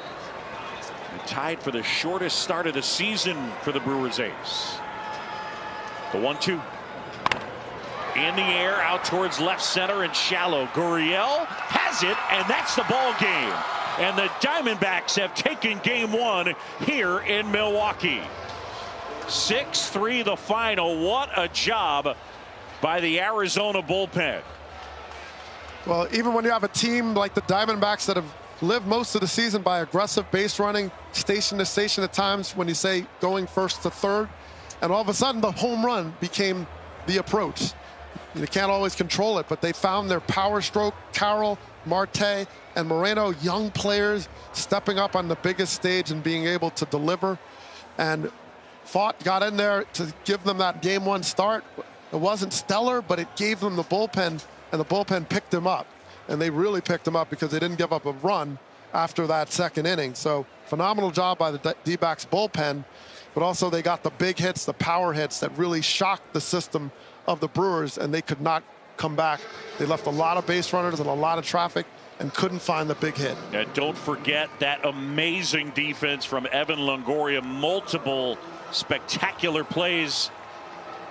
And the Arizona Diamondbacks taking game one. Longoria, he'll turn 38 on Saturday. And he turned in a couple of stellar plays. 3 times he's won the Gold Glove, but it's been a while. Inserted into the lineup and made the plays with the glove. Diamondbacks win it 6-3. Downstairs, Jesse Rogers with Corbin Carroll. Corbin, I need to know what that was like. Your first playoff game, it probably exceeded your expectations. Yeah, big one for us. You know, bullpen really held it down there for, you know, a long time. Offense had some huge hits. You know, took care of the ball on defense. Made actually some pretty good plays on defense.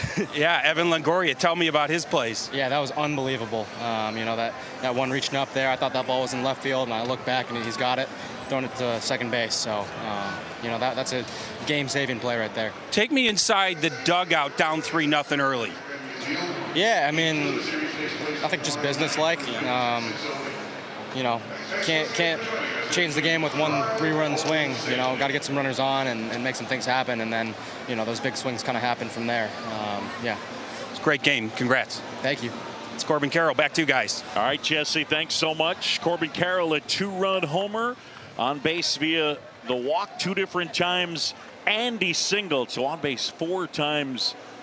The postseason debut for the rookie, and the Diamondbacks secure a win in game 1 on the road. They'll have Zach Gallen going in game 2. The Brewers have not named their starting pitcher. Torey Lovello's team down 3-0 early, and they rally, score 6 unanswered. And again, our final here at American Family Field. The Diamondbacks 6 and the Brewers 3. We'll see you tomorrow for game 2. For Doug Glanville, Jesse Rogers, and our entire outstanding crew, I'm John Chambi. Thanks so much for watching. So long from Milwaukee.